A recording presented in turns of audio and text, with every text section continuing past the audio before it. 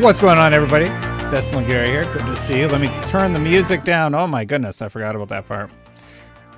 Played a different Harris Heller track this time. There was a weird issue. I had the chat broken out, and for some reason, like, I didn't see any chat. So I'm like, all right, that's not right. I know somebody's in there at least trying to troll me every episode that happens. So I just had to get that addressed real quick. And then Luke Bat's over on Twitch. You still there, Luke? Just want to make sure everything's working properly. We'll find out in a second. Good to see everybody. I've been trying to figure out the notifications. What I want to do is have it when there's super chats so I don't miss them. I can just trigger them at will at a time in the show when it makes sense, like when it's not disruptive to the overall flow of the show. Thanks for watching, everybody, by the way. How are you liking your new Pro? Honestly, I did that unboxing, and I've been so freaking busy. There's some big stuff coming that I'm very excited about. I'll tell you about it a little bit later. I'm very, very excited about it, but I haven't had a lot of time for the PS5 Pro. You want to know what the first game I'm going to play is? I'm going to play Destiny 1 because I hear the image enhancements really make it pop. And on this channel, one of my favorite things to do is, as you know, make those big montages. And I never did it for Destiny 1. The only caveat would be I would have to delete a character, I think, to replay through the majority of Destiny 1 and recapture it. I also don't know if it would be worth the time investment, if I'm being totally honest. But yeah. But I'm kind of into that idea of collecting everything. Good to see everybody. We're trying out the super chat goal. I set just kind of whatever was in there. I think it was a few super chats. Bring the board back out. Buried over here in the corner from last week. It's good to see everybody. I really like doing these streams. I should do them more often. What do you like? Do you like Sunday streams, or would you like it more if I did it like during the week? Like if I could do it during the week, during the day? Or is weekend better? Weekend's kind of a sweet spot.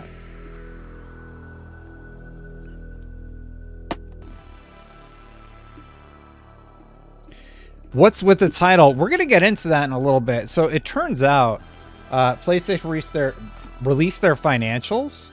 And even with the failure that was Concord, it looks like they're doing really well. So we're going to be talking about that a little bit. But I wanted to pop off on the top of the show. And I've got sort of an important question for chat, just generally about how I interact online and things like that. And I'm really curious to get some insight from you. So this is your opportunity to tell me I'm an idiot.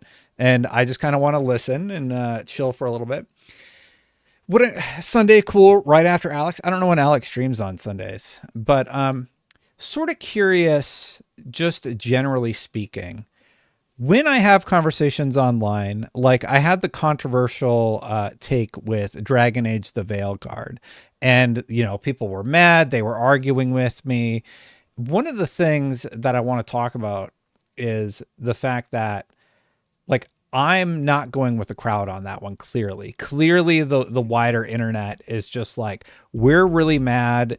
And I think that conversation is largely about the storytelling and the overall quality of Dragon Age the Veilguard being perceived as less than previous entries in the series. And I don't have that context. The conversation I was trying to have was about the graphs and how well the game is selling and all of that stuff. And I think there's a disconnect between what I'm trying to have a conversation about and what the audience is actually angry about, because they feel like, I think I'm sort of seen as a person who always has the consumer's best interest in mind. And I do, right? And in this instance, what I was trying to convey was, I don't think it's a sales flop the way that it's being portrayed, but I do think a lot of the criticisms are warranted because it was sort of all over the board. Even reviewers like, I think Skill Up hated it and Paul Tassi liked it. So it was all over. Anyway, do you like that? Do you like that I'm not afraid to go against the flow, so to speak, and offer a unique perspective that maybe you hadn't considered? Or would you rather me work harder to convey in a more thoughtful manner the actual perceived negatives toward a game like Dragon Age the Veilguard? And I'd be just curious to hear your general thoughts on a topic like that in the chat below, because yeah, Jiggy says you do you, but it's a nuanced conversation. Like I lost a bunch of subscribers for that. And like I think back to when I did the Xbox tax video and I'm like, I don't think there's an Xbox tax, and having that sort of conversation with the audience. And I wonder, there's something like off there because people get mad, they unsubscribe, and then they're like, oh yeah, Destin just has an opinion. And I try my best to objectively look at the numbers, and I'm like, okay, everybody's hating on Veilguard. They're hating on it because they don't like a lot of the storytelling elements, and some of the stuff that they're saying feels kind of forced. Y'all know what I'm talking about. And I personally, I don't care about that stuff. Like I'm pretty indifferent to it. So when you talk about my personal perspective versus your perspective, like we're going to differ on some things. And yeah, I don't know. It's just been sort of thinking about it lately. I'm like, I think back to Xbox tax, and then like even the Baldur's Gate video, it's like the audience got where I was coming from. It was this concern about a lack of quality and a lack of care towards the consumer, which is the point I was trying to get at. But even in that scenario, a lot of people were saying that I was like, I had an ulterior motive or something like that. So yeah, you don't care or you can't talk about it. Metal, I don't particularly care, honestly. Like it's there. You can choose it. You can, as far as I know, you can choose to interact with that stuff or don't. I think there's bigger problems than the fact that that exists within Dragon Age Veilguard. Like the fact that the storytelling is just bad, in my opinion. So, yeah, I don't know. Yeah, it's one of those things where I'm just like, I'm just not that invested in Dragon Age Veilguard doing well or not doing well. But if it was Mass Effect, like Hardigan is a great character who I want to talk about for just a second. So I've played maybe 5-6 hours ago. I'm not too far in. I got to that one where the guy's like caught and he's like stuck in the trap or whatever. You can choose to set him free or kind of do whatever you want. And I just don't like Hardigan. I feel like every time I talk to Hardigan, the character just needs a self-esteem boost and it's exhausting. I'm like, can we go stop the big evil monsters that we let go? And the whole linear design of the world, it really bothers me also. But yeah, I don't know if I'm going to keep going on Dragon Age the Veilguard. I don't know if I need to have an opinion on anything, everything. But yeah, that one I'm just sort of like, I just think it's not a huge title, and I would rather play some other stuff. Philoroni, goal 1 of 10. Philoroni says, it is cool to hate at times. We've seen this so many times in games, and I respect you for being a rather honest voice in it all. Most people on the net are kind of, well, jerks, he's saying. Yeah, and that's where I'm trying to be a little bit more nuanced with my take on things. I do absolutely. Okay, so Kino Man Sky. Yeah, we can meet in the middle on that one for sure. You need to agree that Dragon Age Veilguard will take time to break even. Absolutely agree with that. I think it's going to take like at least a year. I think it's going to take at least a year of sales. But if you look at SteamDB, it's still like 50, 60,000 concurrents on weekend 2. It was on 50 when I looked the other day. And I don't think those are fantastic numbers, but it's still in the top 200 max concurrents of Steam of all time. Like it's near what are some of these games? Borderlands 3 and things like that. Like, yeah, if you look today, it's at 56K. So yeah, they're seeing attrition, still mostly positive. I just think out of all the games that we're going to have a conversation about, you watched my Black Myth Wukong video where I just said, I think this game is great. It's my game of the year contender right now. And I think that it just hit a lot of the right notes for me. And I hope a lot of people recognize just a lot of the cool things that it did. I'm not afraid to say that. And inversely, I think there is a surprising focus on Veilguard, to put it lightly. And I wanted to play it some more for myself. So granted, I've played like 6 or so hours. I think a lot of the storytelling is just super weak. They remind you like about the thing that you released like 40 freaking times. They remind you that you got to get the dagger. The levels are super linear, but inversely, there's a lot of cool stuff about it. Like, I think the worlds are very pretty. I think they look really nice. I think the combat is better than you would think. The combat is much better than you would think. Having watched it, I was like, I don't know if that's going to work very well. And then having played it, I'm like, yeah, it's kind of cool. I like that you can stop time like you could in old Mass Effect games. I like that they brought back the primer and the detonator mechanic that they had in Andromeda. And I'm a big BioWare fan, so I do see little things there. But I would say that this is better than Andromeda, but worse than basically anything else BioWare has done. I think it's probably the weakest Dragon Age game in all the Dragon Age series based on community sentiment. I do think the game is pretty, given the art styles, like take it or leave it, right? What else did we talk about? I think the combat's okay. I thought the combat was okay in Andromeda, but look, if I had to take a quiz right now, ask me anything about Andromeda. Ask me about one of the key characters. I don't even know if I can remember their name. Andromeda was such a forgettable entry. I know what are you doing? You're trying to fix the Nexus because everybody left Earth and they're trying to be better or something like that. And at the end, there was a cliffhanger with the Quarians.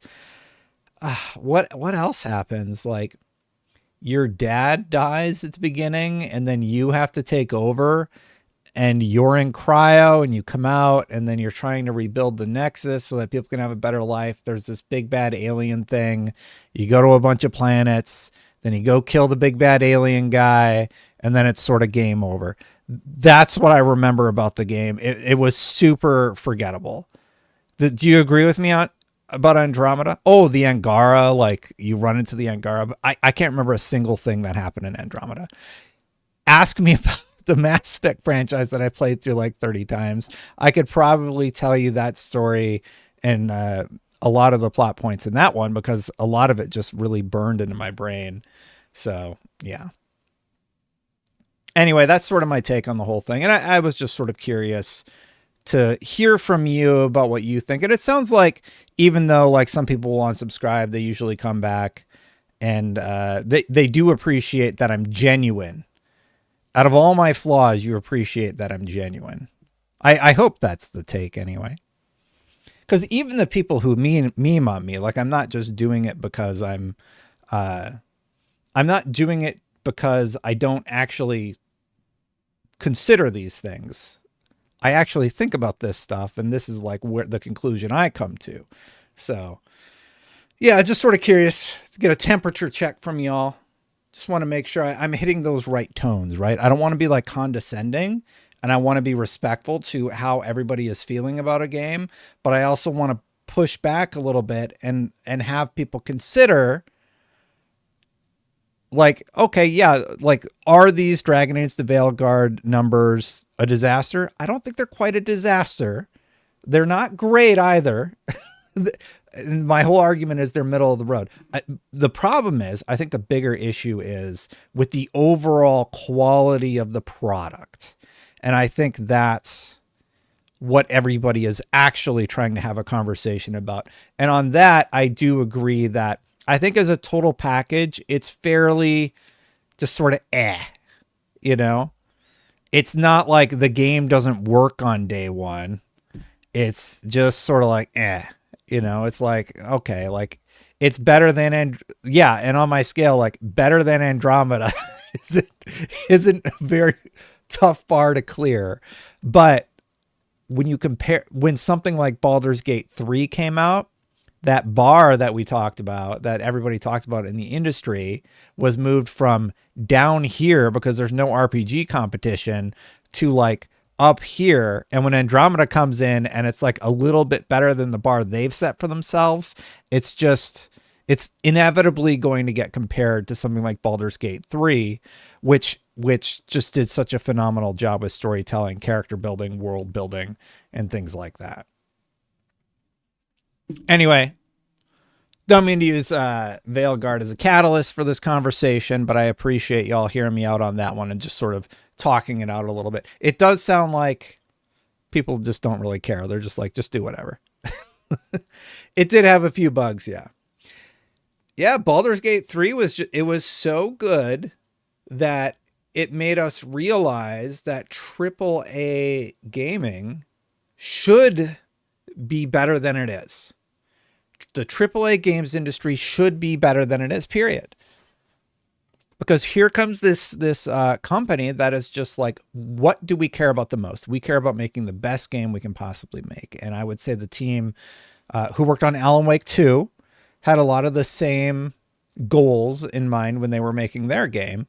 And both of them risked losing financially to bet on their vision. And that's why I give Larian props. Larian will always get props from me. Even CDPR. CDPR deserved a lot of a hard time from the industry because they misled us on the PlayStation 4 and the Xbox One releases and even the more modern releases. And they paid for that. They were pulled out of the store.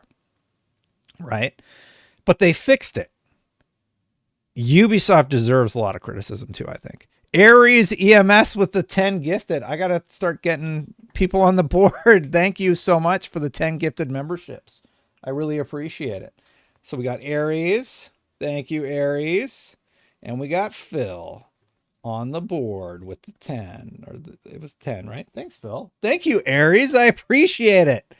10 gifted. Gonna have to update the list again. Thank you all. Okay. But you're here to talk about the news of the week, right? Everybody wants to know. And since we're on the topic of BioWare, let's talk about a story that I saw this week that got me very freaking excited. There is a Mass Effect TV series in the works at Amazon from Fast and the Furious 9 writer. I don't know how I feel about the writer, but I am very happy to hear that there is something Mass Effect being created over at Amazon. I was sort of curious, and thank you, Aries, for the 10 gift that I really do appreciate it.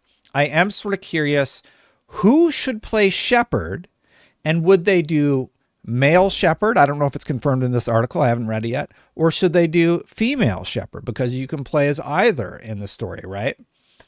Or should they do little vignettes where sometimes it's a male Shepard and sometimes it's a female Shepard?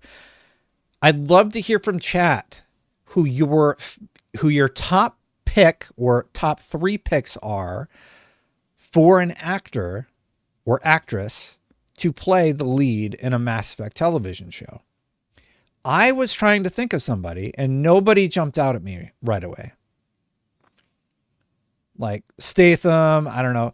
Everybody says Cavill, but for Shepard, I'm not sure if Shepard would work well with Cavill. Bautista, I don't know if Bautista has the range for a character like Bautista. I see Bautista. He can do that like very grizzled military thing. Emily Blunt for female Shepard. Who's Emily Blunt? I know that name. Let's see here. You know what? Emily Blunt could do okay as femme Shep. Yeah, I could see that. Jason Statham, maybe. I don't know about Cavill. Carl Urban. You know what? I kind of like that Buckeye. I like Carl Urban, and yeah, I saw the John Cena quote, so I saw a super dropkick. Okay, so we got a few top picks: Carl Urban and Emily Blunt. I like those two. I like Carl Urban. I don't know why. I really like Carl Urban. That is a really, really good pick, chat. He's the lead in what's that show? The Boys. Yeah, he's like the bad guy with the accent. I think he would be really good as a male shepherd actor. Jennifer Lawrence. I think Jennifer Lawrence. Nah, I don't know about Jennifer Lawrence because the character maybe Jennifer Lawrence. I think she's honestly, I think she's a little typecast as Hunger Games lead. So I think she would be good, but I don't think they would. I don't think Hollywood would pick her. It's 2024, Destin. You know it will be a female version. No, we don't know that. All signs are pointing to that it's going to be a male shepherd. So yeah, Michael Fassbender. Nah, not for me. My shepherd used a Bruce Willis face slider. Anyway, lots of good picks. Those are really good picks. Let's actually read this. This is a Variety exclusive. I don't think we're going to get many details. Yeah. A Mass Effect TV series is officially in development at Amazon MGM Studios, Variety has learned exclusively. Daniel Casey is set to write and executive produce the adaptation. Kareem Zreik will EP under his Cedar Tree Productions banner with Ari Arad and EA's Michael Gamble. Gamble is long known as the Mass Effect guy over at EA. He is executive producing. Cedar Tree is currently under an overall deal at Amazon MGM Studios. Exact plot details are being kept under wraps. It was previously reported in 2021 that Amazon was in negotiations to develop a Mass Effect TV series, but there have been no updates on the project until now.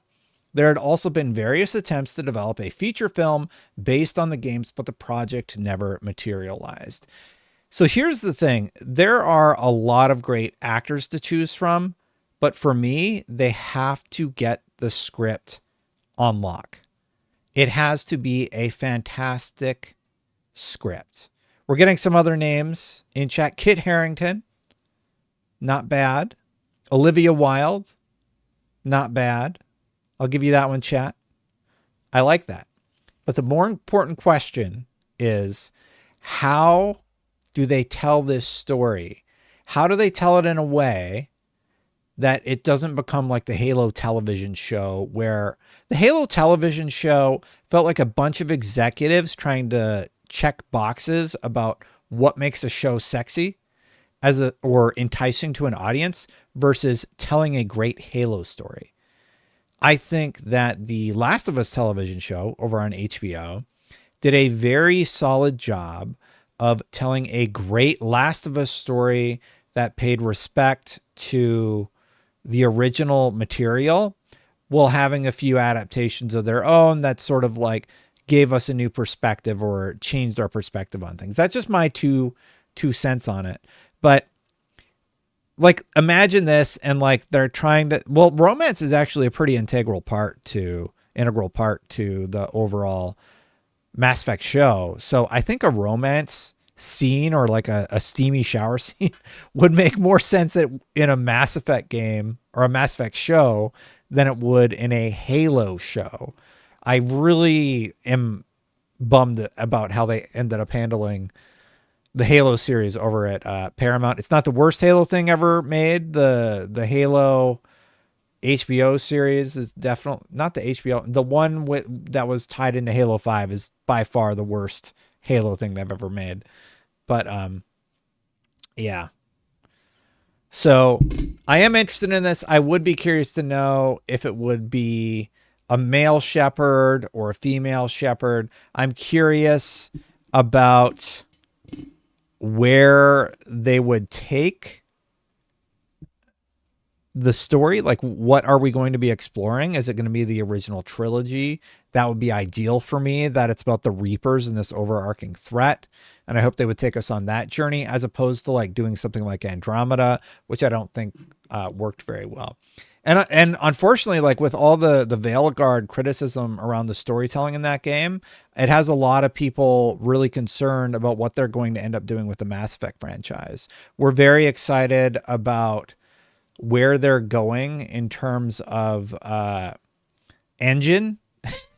Like Unreal Engine 5 is great. I'm very excited about utilizing the Unreal Engine for a Mass Effect game, but I am worried what they end up doing in terms of a story, because the last story they wrote in the Mass Effect universe was a book that had a bunch of errors in it. So many errors, in fact, that they had to pull it off the shelf and rewrite it. Like, I believe they were seen as being insensitive to some people with disabilities, if I remember correctly.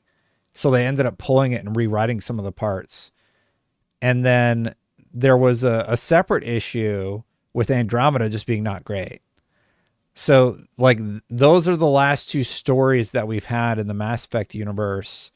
And I read both of them. It was my least favorite book. I didn't enjoy that book. I've read all the Mass Effect books too, as far as I can remember, because they'll release them right before the games. And I want to have that additional context.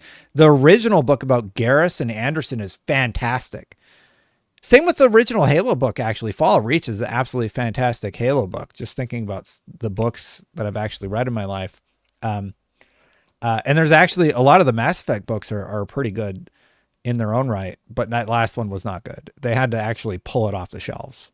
It was not great. It was not great. We have no idea if it's going to be male shep or femme shep. I think personally, there's been some hints that they're going to go with a male shepherd. Somebody asked in chat, are the books better? I think if you play Mass Effect 1 after reading the first book, I think you have added context about the complexity of Anderson's relationship with, not Garrus, with Saren, and why he doesn't trust Saren, why he kind of has a raised eyebrow the entire time with how Saren is interacting with the Reapers and everything, as you discover if you played the original trilogy. So at least that first book adds a lot of important context. And the other ones are just kind of cool stories. The comics are good. You learn a lot about Arya T'Loak in the comics. Arya is very, very cool in the comic books.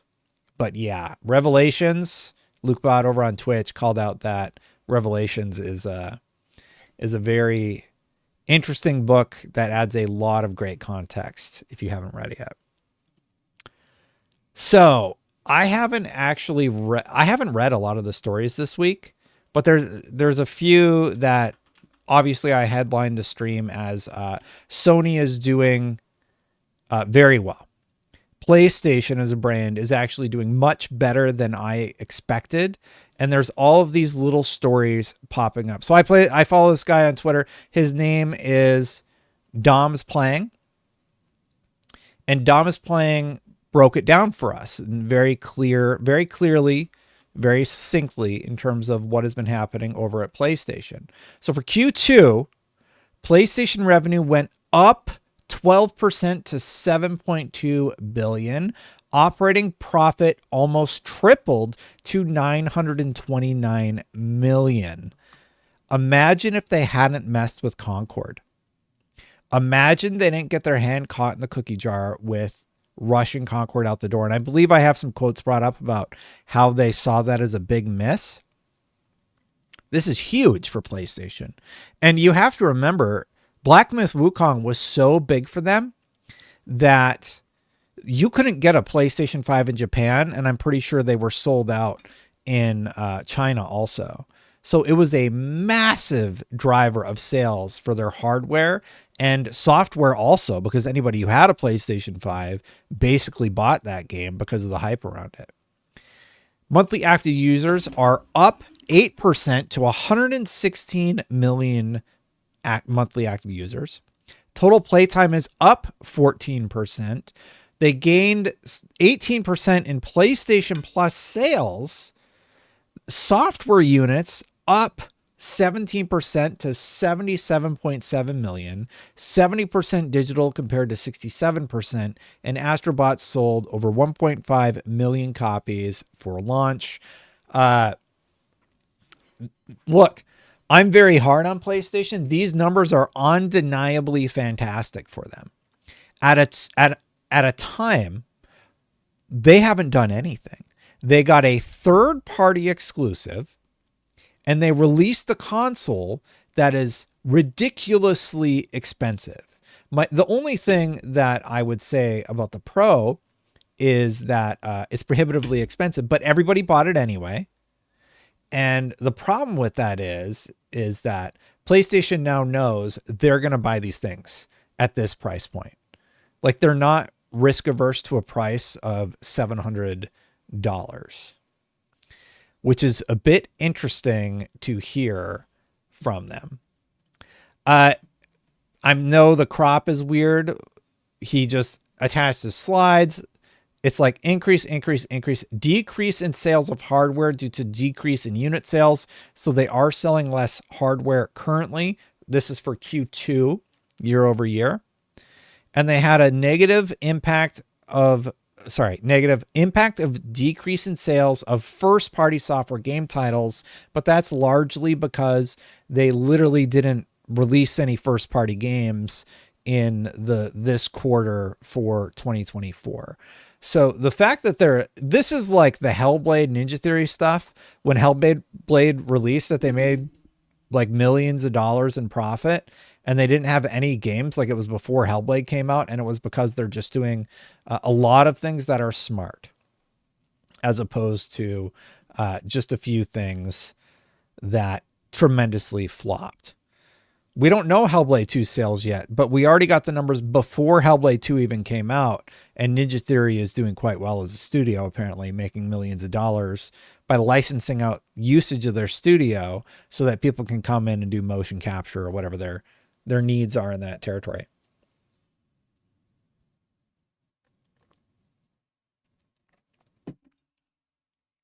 Hellblade 2 on PS5 win. I wonder if the development cost of getting that game ready for PlayStation 5 would warrant the amount of sales that Hellblade 2 would generate. I don't think Hellblade 2 is going to sell well. I think when we do finally get financials for that game, I think it was super niche. I know it was a lower price point. It came out in like a quiet time, but reviews were middling for Hellblade 2. As a huge Hellblade 1 fan, about how it tackled, mental health and the psychosis and how that was conveyed in that game, I think it was a very interesting game. And then Hellblade 2, I didn't feel that same oomph. Hellblade 2 felt more like a graphical showcase and an advertisement for what that studio is capable of on a technical level. And I do have to wonder if the game will generate profit. I know the studio will generate profit. Elf, are you talking about me or talking about chat? Phil Roney, the shrimp are doing fine. They're right over there.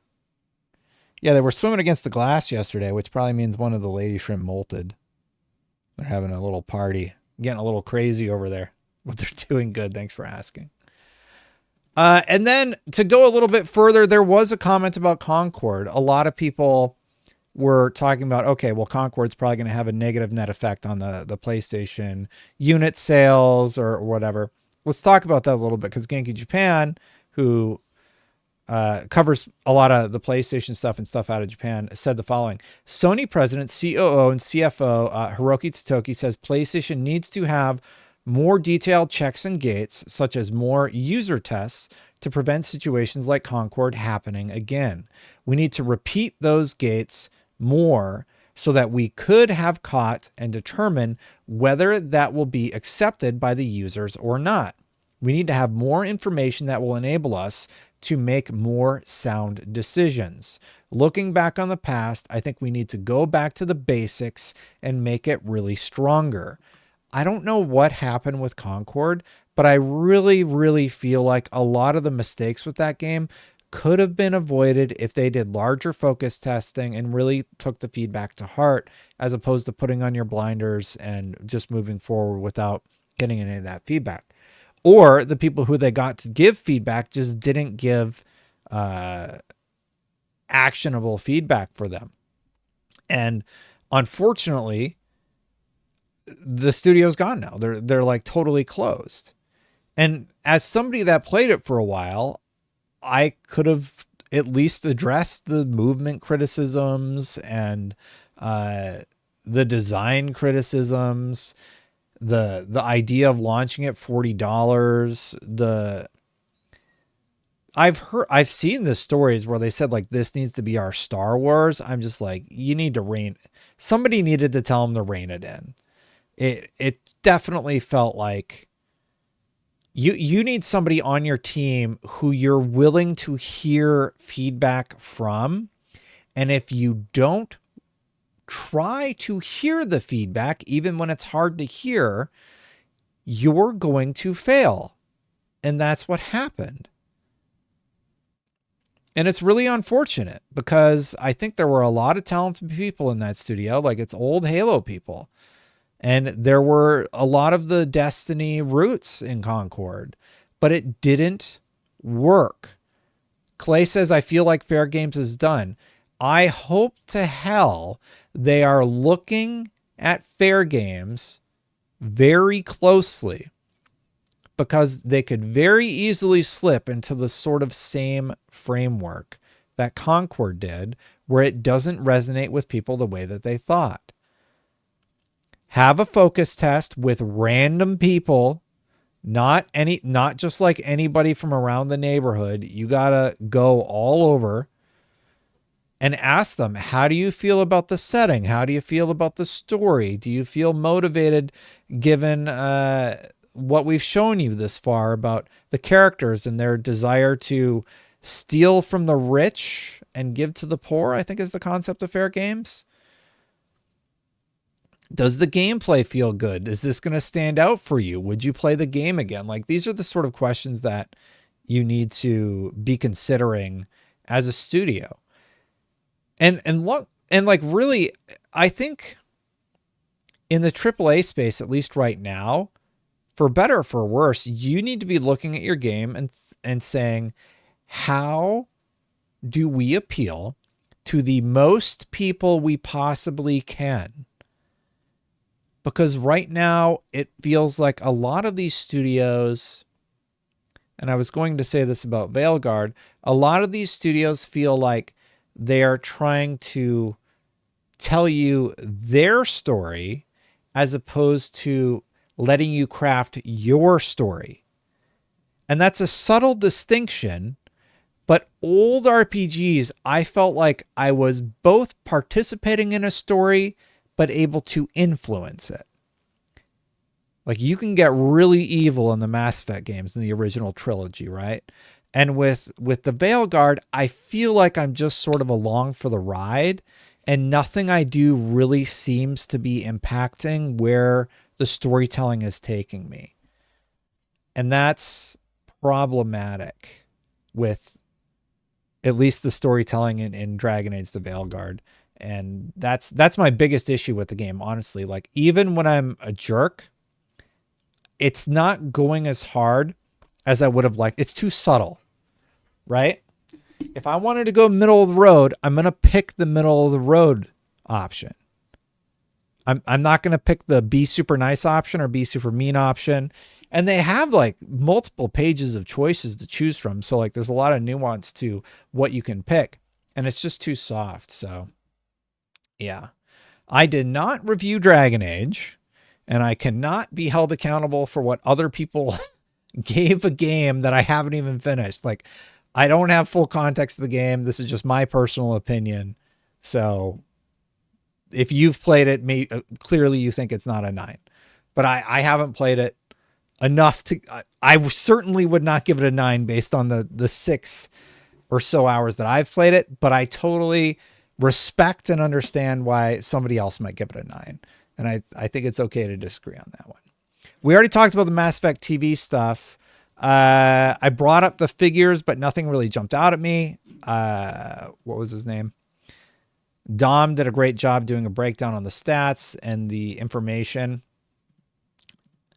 And long story short about PlayStation, though, they're crushing it. And honestly, I've really, really softened on my negativity towards PlayStation because of one simple reason. Jim Ryan's gone. I need time to see what the new leadership does to have an opinion about their leadership. I watched Jim Ryan. I know what Jim Ryan did. I watched him fly all around the world and talk about how Call of Duty like would kill PlayStation or whatever, and try and stop the Xbox deal, which went through anyway. And, you know, and greenlight 12 live service games. And I was not happy with Jim Ryan's leadership, but under Herman Hulst, and I can never remember the other guy's name, the lead on tech, the 2 CEO strategy. Herman Hulst I've been covering for like so long. I just know him because he worked on like the Resistance series. He's been around in the industry forever. And the other gentleman, I don't know him as well. But Herman Hulst has been like, I think Herman Hulst is much more known within gamers. But yeah, Jim Ryan, not a super fan. Like, I know Phil Spencer. Phil Spencer's been at Microsoft for what, 10, 15 years or so. So I think I need more time to see where we end up landing. And a lot of the stuff coming out this year has been from Jim Ryan. This was like greenlit from Jim Ryan. Hearing that they're not going to do more kill zones is a bummer. Hearing that Concord was a big push from Herman Hulst is just like, if that's your radar, then maybe your radar needs to be tuned in a little bit, so to speak.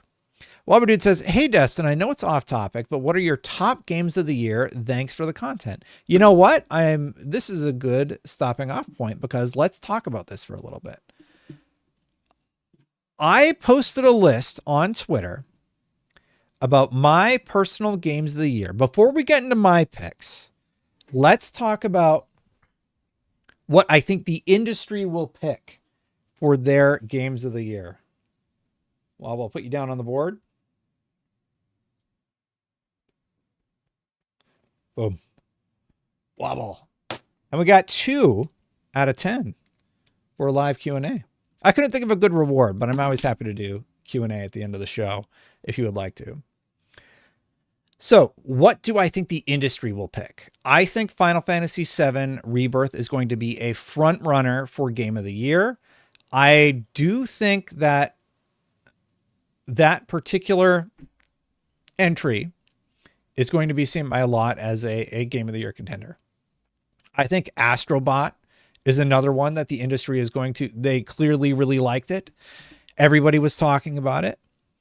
And I think Metaphor ReFantazio will be a top runner industry-wide.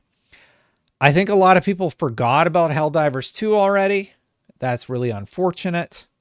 And I don't know about the other games on the list, but I think the 2 front runners in my mind are Final Fantasy VII Rebirth. Great game. Everything that I've seen has been good about it. I haven't played enough of it to like nominate it for anything. And Metaphor ReFantazio. I think those are the 2 that are going to be going head to head for Game of the Year for most publications. For me, hands down, so far, my picks for Game of the Year are 2 games. One I haven't played a ton of, one I've played a significant amount of but haven't finished. Black Myth Wukong is still my front runner for Game of the Year. I think it is fantastic. I think it's a return to form for game making, honestly, because it really focuses on just making an interesting world, really being honest to what the Monkey King is. I believe it's the Monkey Prince anyway, sort of doing something fun with how they tell his story and how they introduce the bosses. I really, really like the boss design. I like the challenge of it. It's a newer studio. I just think it's a very pretty game. I think the mechanics are pretty fun.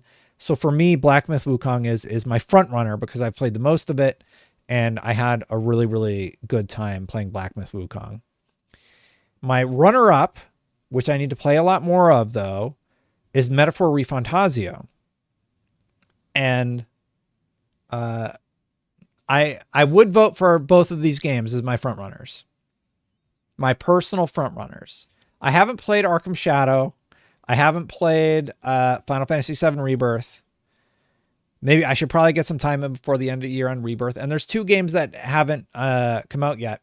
They include Indiana Jones, and it includes Stalker 2. And I think Stalker 2 could be a Game of the Year contender. I think it will miss most of the voting window for outlets, if that makes sense. But those are the 2 that like remain for the rest of the year where I'm like, I think people will probably consider those. But anyway, so just to recap, number 1 is Black Myth Wukong. Number 2 is Metaphor ReFantazio. I have heard nothing but praise for Metaphor ReFantazio. The intro is very good. If you haven't played the intro, it is much more adult in nature than you would expect. It deals with very complex themes. It addresses difficult topics in a way that is subtle but impactful. And I really have been missing that level of nuance to hard conversations. And Metaphor ReFantazio seems to be tackling them in a really special way. And it makes me really excited to play more of that game. And that's why it's one of my front runners. Another one, sort of just because I think it was really good. It was one of my favorite games that I've played this year, was Space Marine 2. I'm not a Space Marine guy. I don't really know a lot about the lore or anything, but it was a simplistic control scheme in terms of like what your Space Marine is able to do. But that 10 seconds of fun was given options later in the campaign. You were able to chainsaw stuff and do melee attacks as you went through the world. And I wound up liking Space Marine 2 much more than I thought I would. And the ending is I think it drags on a little bit too long. Like there should be save points within that final mission. But I actually beat the campaign for Space Marine 2. And I was like, this is a really, really solid game. I really liked Space Marine 2. And Space Marine 2, I think is probably in my number 3 slot. Player 2 Drago says, have you ever strongly disagreed with a Game of the Year winner in the past? Absolutely, Player 2 Drago. I think the year Grand Theft Auto came out, there was something else that took it, and I didn't agree with that, but don't quote me on that. I would have to like have a list of Game of the Years and runner-ups. I think there was one year when Deathloop won Game of the Year, and I was like, no. Or like, yeah, if anything lost, if it came down to like Red Dead 2 and God of War, like if that was actually a thing, I would have definitely been Red Dead 2 100%. So yes, I've absolutely disagreed with Game of the Year winners just because I thought something else was better, right? But that's kind of the fun of having conversations like that. Thank you, player. Get you on the board. Because we're able to have disagreements and talk about why we believe one game is better than the other, or why we like something versus something else. So, yeah, I've definitely disagreed with Game of the Year winners for sure. Okay, my number 4 pick. This one is going to be controversial, but I think Helldivers 2 is a Game of the Year contender. I think Helldivers 2 is a very, very good game. I think I put like 30 hours into that game and it just went by in the blink of an eye. It is a very unique and special game. Maybe the nuance wears, maybe the fun factor, not nuance, the fun factor of it wears off faster for some than others. But I think Helldivers 2 is a fantastic Game of the Year contender for this year. Absolutely. I think Helldivers 2 is definitely on my list. And the crazy thing is we've gone through my list now, and a lot of people were calling me an Xbox fanboy and just teasing me because of the games I picked. And I'm like, 2 of the games on my list are considered PlayStation exclusives. They're only available to play on the PlayStation console. So I don't know what the hell you're talking about. Like your whole argument is just moot because literally 2 of the games, Black Myth Wukong and Helldivers 2, are PlayStation console exclusive. They're not available on other platforms. So that's just an absolutely ridiculous argument. Helldivers 2 is really fun. I really enjoyed my time running around that world, playing with friends. Helldivers 2 is actually making a comeback. Hamza, I know like earlier in the year, it kind of saw a huge drop off, and Helldivers 2 actually sort of popped off and ended up being popular again. And honestly, that drop off it's PlayStation's fault. They should have left it alone. I think they saw a way to get a bunch more registered users, so they implemented it and implemented the PSN requirement, and they kind of got their hand caught in the cookie jar. Yeah, so sort of look at what happened here. Let's take a look. Let's go all the way out max to 1 year for Helldivers 2 on Steam charts. You can see they had these insane peaks, dips down in March, another peak in April. I don't know what happened in April. Maybe that's when everything happened. And then they saw sort of this dip down, and they peaked at 91,000. Pardon me, long weekend. And they kind of saw this like cratering of the game. But what's interesting is 68,380, 75. Their concurrent peaks are going back up on Mondays. So I'm sort of surprised to see this cratering and then resurgence of fans for Helldivers 2. Make no mistake, Helldivers 2 is a massive success for that development studio, for Sony, for Steam, for anybody who had a part of this. It is a big win for that team.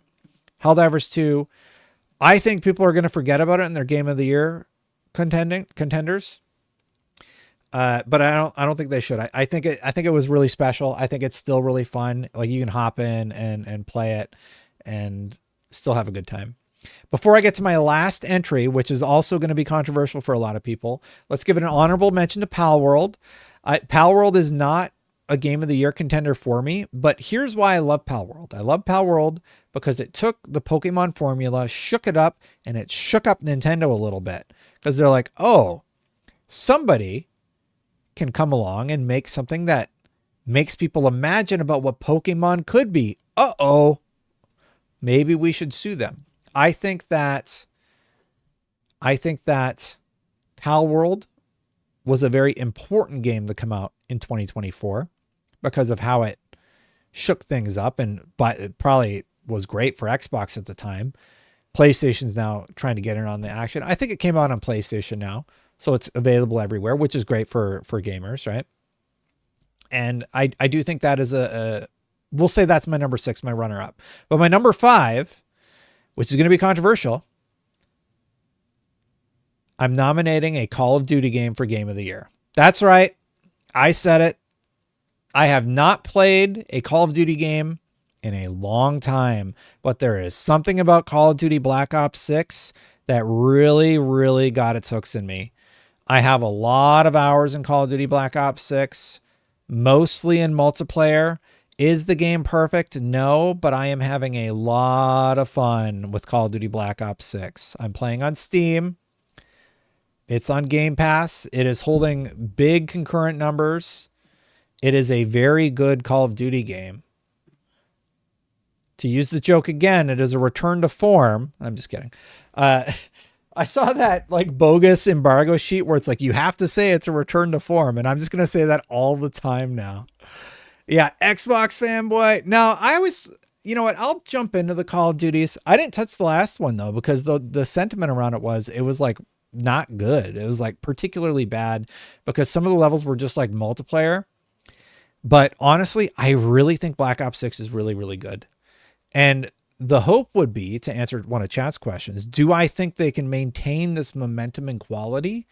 I would absolutely love it if they can maintain that momentum and quality with Call of Duty Black Ops 6.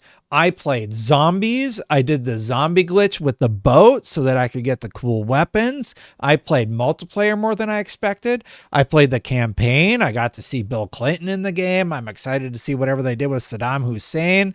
I think this is a great Call of Duty. And just like when we need to slam Call of Duty and say, this ain't it, this is it.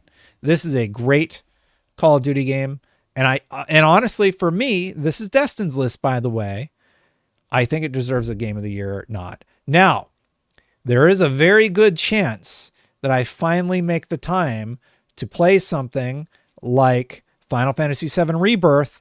I've seen the swimsuit pictures. I don't know about you guys, but I really, really want to see what Cloud looks like in a bathing suit. And yeah, are you good at COD multiplayer? When did we get montages? Probably not anytime soon, Player 2 Drago. But somebody paired with me and he posted the screenshot and I was actually top kill leader on the board. So that made me feel good. But usually I'm just kind of running around being an idiot, like practicing sniping and stuff. I use it more as a tutorial playing ground than oh, I'm going to contribute to the team. Thank you. Thank you, player, for the $2. But yeah, other games I still need to play this year that I think could be in the running for Game of the Year. I think Final Fantasy VII Rebirth, I need to play it. I've heard very good things. I think people really like it. You think COD Black Ops 6 is too mainstream for the Game of the Year? I think that's dead on.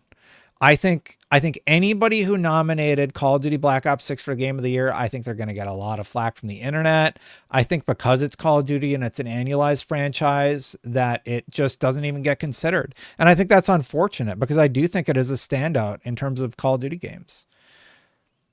One of my favorite Call of Duties was Call of Duty 2 on the Xbox 360. I think it was Call of Duty 2. They had like the smoke physics and everything, and that was really interesting at the time. And that game was very, very fun. I really remember like Call of Duty 2, of course, Modern Warfare. Modern Warfare 2 was really good. And then for a long time, we were just trying to like, oh, Black Ops, the original Black Ops games. And THX, thank you for the $1.99, by the way.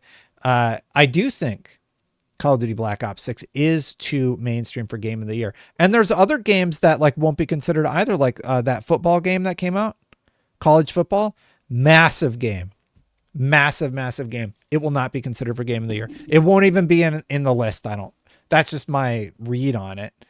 And I think it's just because there's not a big enough college football slew of people that are looking for that type of experience for their Game of the Year, if that makes sense. And the people who vote on these things, I don't think that college football will be on their radar.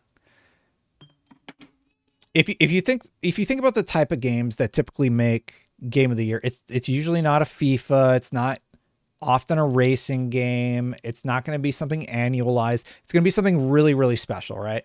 And I really don't think that some of those games will make Game of the Year. They'll make a category. They'll make like best sports game or something like that. But I don't see them making Game of the Year. But I do think that Call of Duty Black Ops is that good. Now, I did the preview for Stalker 2 for IGN. And I think Stalker 2 does have the chops to be a Game of the Year contender. And I hope it gets considered. Not only because of everything that development studio went through, but because it was that fun when I played it. I am so excited for Stalker 2. Indiana Jones didn't do the preview. Ryan did the preview over at IGN. I respect Ryan's opinion a lot, except about Alien Isolation. I think we can all agree that one was a bad one. Just kidding, Ryan. But he says it's really good. He says it's a very, very good game. And pardon my yawn. He brings up Riddick as a comparable or Thief, and that has me more excited about Indiana Jones than anything else that I've played. So, two games that could dethrone Call of Duty for me: Stalker 2, Final Fantasy VII Rebirth. So those two, I think those two could dethrone some of my other picks. Y'all are making me kind of want to play Final Fantasy VII Rebirth. LukeBot says previews can be deceiving, but I want to have hope that India is good. I think I have I haven't always been great. When I did the Destiny preview, not very popular, I said, I don't know if this has the longevity to keep going. And I don't know if Prismatic is going to like stick long term. I was wrong about Prismatic, but I was pretty damn right about the longevity of the loop. So I wasn't 100% on that one, but I was just like, I have concerns about this after my preview. They made us jump around and like the story ended up being fantastic. Two things I was wrong about. Story was phenomenal. I think it was a perfect way to wrap up that 10-year journey. It was a great goodbye before, unfortunately, they fired like a ton of people over at Bungie. That was not a great way to end what was a phenomenal run. And then Prismatic ended up being more fun than I thought it would be, but I was right about the longevity. My concern is always like, okay, well, like what's the loop? And the loop is very, very bad in Destiny right now. There is like almost no reason to play that game. So I was right about that one. But then there's other games where I was bang on, like Suicide Squad. Suicide Squad was also this year. And I said, hey, this game is not good. Ryan went with the headline like, we played Suicide Squad and didn't like it. And then I gave my reasoning. Everybody made fun of me. Like, they do that a lot. They're like, you're wrong. You don't know what you're talking about. Here's the thing. Sometimes I am wrong. I am okay with playing the fool because sometimes I get it wrong. And then I just say, you're right. I got that one wrong. And we move on with life.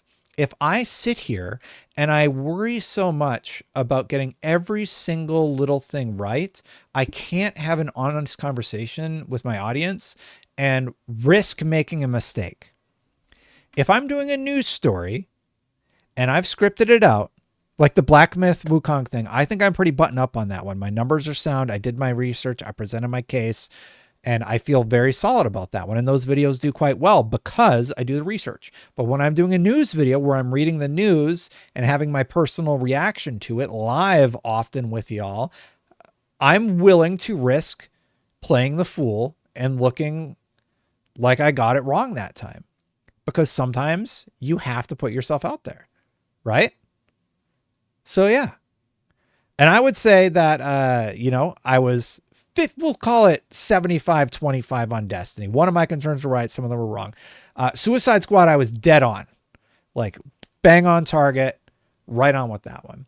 Two other of my previews that I previewed recently, very positive on Avowed. Early gameplay, but I'm like, this feels pretty good.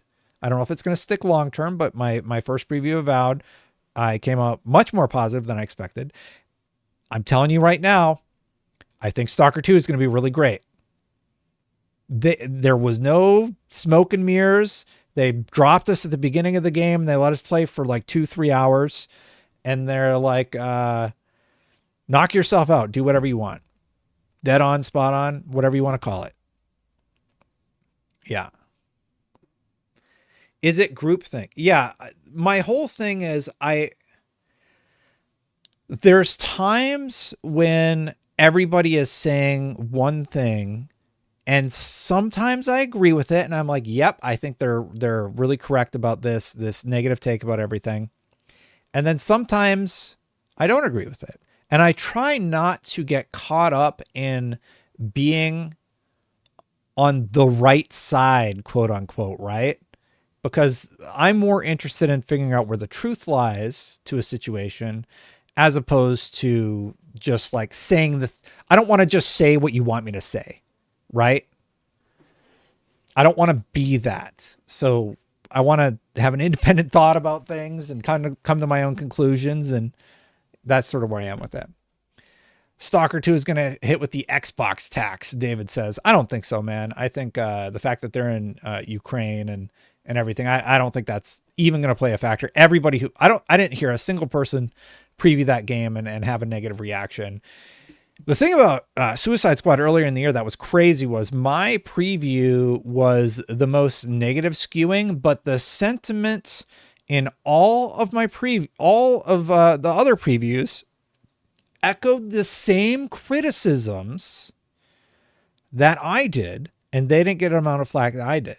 And there were all these content creators saying that I was wrong and that the game is going to be great. And then what did we end up doing in the end game grind? Just the same freaking mission, the same 3 missions on a loop, and it stunk. It wasn't fun. GHX Game of the Year Awards should be after game release by 12/31. I actually agree with you on that. They do it so like people can have a holiday or something. I don't really understand the logic behind Keeley's Game of the Year window, because Forza Horizon 5 got absolutely robbed. That was one year a racing game could have won and they got robbed. Let's put you down again, THX. Boom. Thank you. Yeah, so that was one year where I do feel like a racing game could have won, and I feel like they absolutely got robbed on that one. Where were we? I went all over the place. Totally lost track of what we were talking about. Being honest. Oh, yeah. So LukeBot puts it very succinctly. He knows that I share honest opinions. I'm willing to be challenged and potentially have my mind changed, as the audience also sometimes has that take, but sometimes it's harder. It's harder to admit you're wrong. I put my take out there, and people were pissed about the Dragon Age Veilguard thing, but I had conversations with people who were mad. I'm not afraid to talk to people about it, right? And I think that's where I like to be. I like to be in that spot where I'm willing to have conversations about things and be wrong, but be honest with y'all about how I feel about things. And then we come to a conclusion. Remember for like a year, I was like, why are you okay with $70 games, PlayStation fans? This is bad. It's going to be like a whole thing going forward. Eventually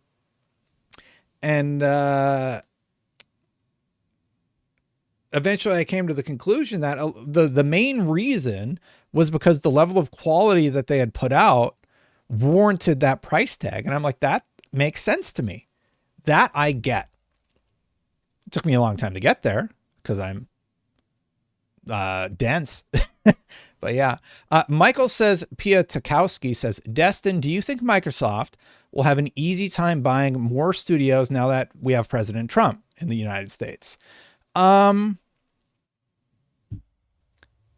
Maybe. I did see a tweet from Satya Nadella saying, like, looking forward to working with the presidency during this transition or whatever he said.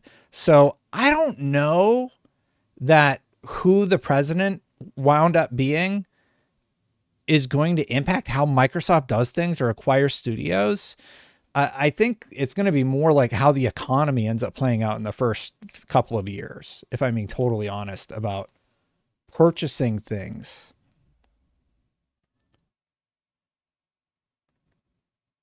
Thank you, Michael, with $5. Appreciate it.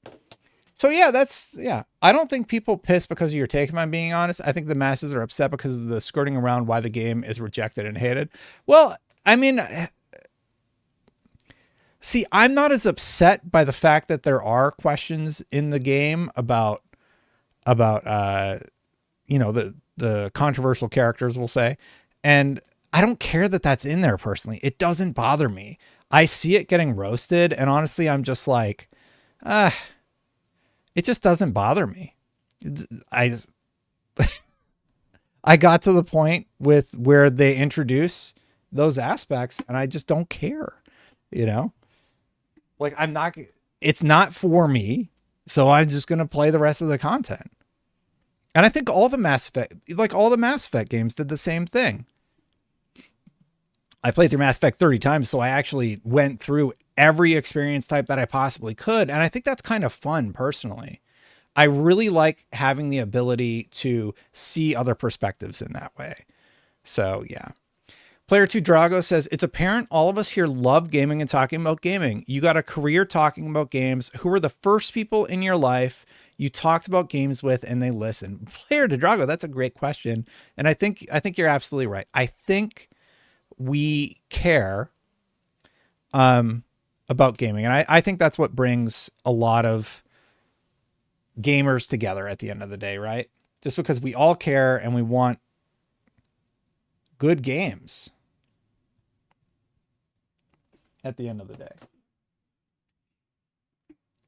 And that's what we want. Like, we just want better games. Who were the first people in my life I talked to about games? This is, okay. Man, my stepbrothers were probably some of the first people I talked to about games. I used to play this game, Killer Instinct, on the Super Nintendo. And every summer my parents are divorced, so I'd be like living with my mom and I would go back and see my dad. And I would bring like The Legend of Zelda on the Super Nintendo. I'd bring my Super Nintendo. We played it like all summer. We were like obsessed with that game. We would take turns like working on the dungeons and stuff like that. And we would play the fighting games, of course, but Killer Instinct was one that I just really, really wanted to beat. And eventually what wound up happening was I was just playing in my room or whatever and fighting against the bad guys. And I beat the bad guy. And they said they remember this quite clearly. And I was like, you can burn in hell, because Idle was so cheap. So I like start yelling at the video game console, right? Telling it to burn in hell and all this stuff. And they said they like lost it. But yeah, so finally beat Idle and I was super happy about it. I think I was trying to beat him with like a character I didn't know as well. But yeah, that character is so cheap. It's just such a cheap character. But those were some of the first people I talked about gaming with. And then when I got older in like high school, I want to say there was this guy, Josh Reitz. We were really good friends. We would play the Marvel card game. I think it was called Overpower. We had a really, really great time playing that game and really, really enjoy that. Yeah. Sorry, the noise I'm making. Somebody in chat said, thanks, Des. Now I can hear Idle's stomp sound in my head. Yeah, he would do this thing where he would like stomp on the ground and make like a weird grunting noise. But yeah, so those are like some of the earlier people. We would just talk about games, the games we liked and whatever. And I have a lot of fond memories about all of that back in the day. And then later I just started making for fun videos on game trailers, got hired at Screw Attack and kind of the rest is history. Oh yeah. And then Matt Heath later, old high school friend of mine. We were really into metal. We would go to concerts all the time. We would talk about Legacy of the Kain all the time. And he was making fun of me because I was like going to all the stores looking for Legacy of Kain 2 at the time. Anyway, that's enough about me though. We have a few other stories we wanted to get through.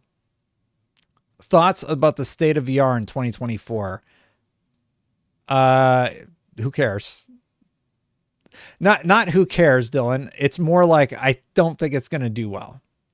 I think VR has always been niche and it will continue to be niche for years to come. We got some other stuff to talk about though, because Jeff Keighley and Take-Two and a bunch of people had an earnings call where they talked about Grand Theft Auto 5. It is still slated for the fall calendar of 2025.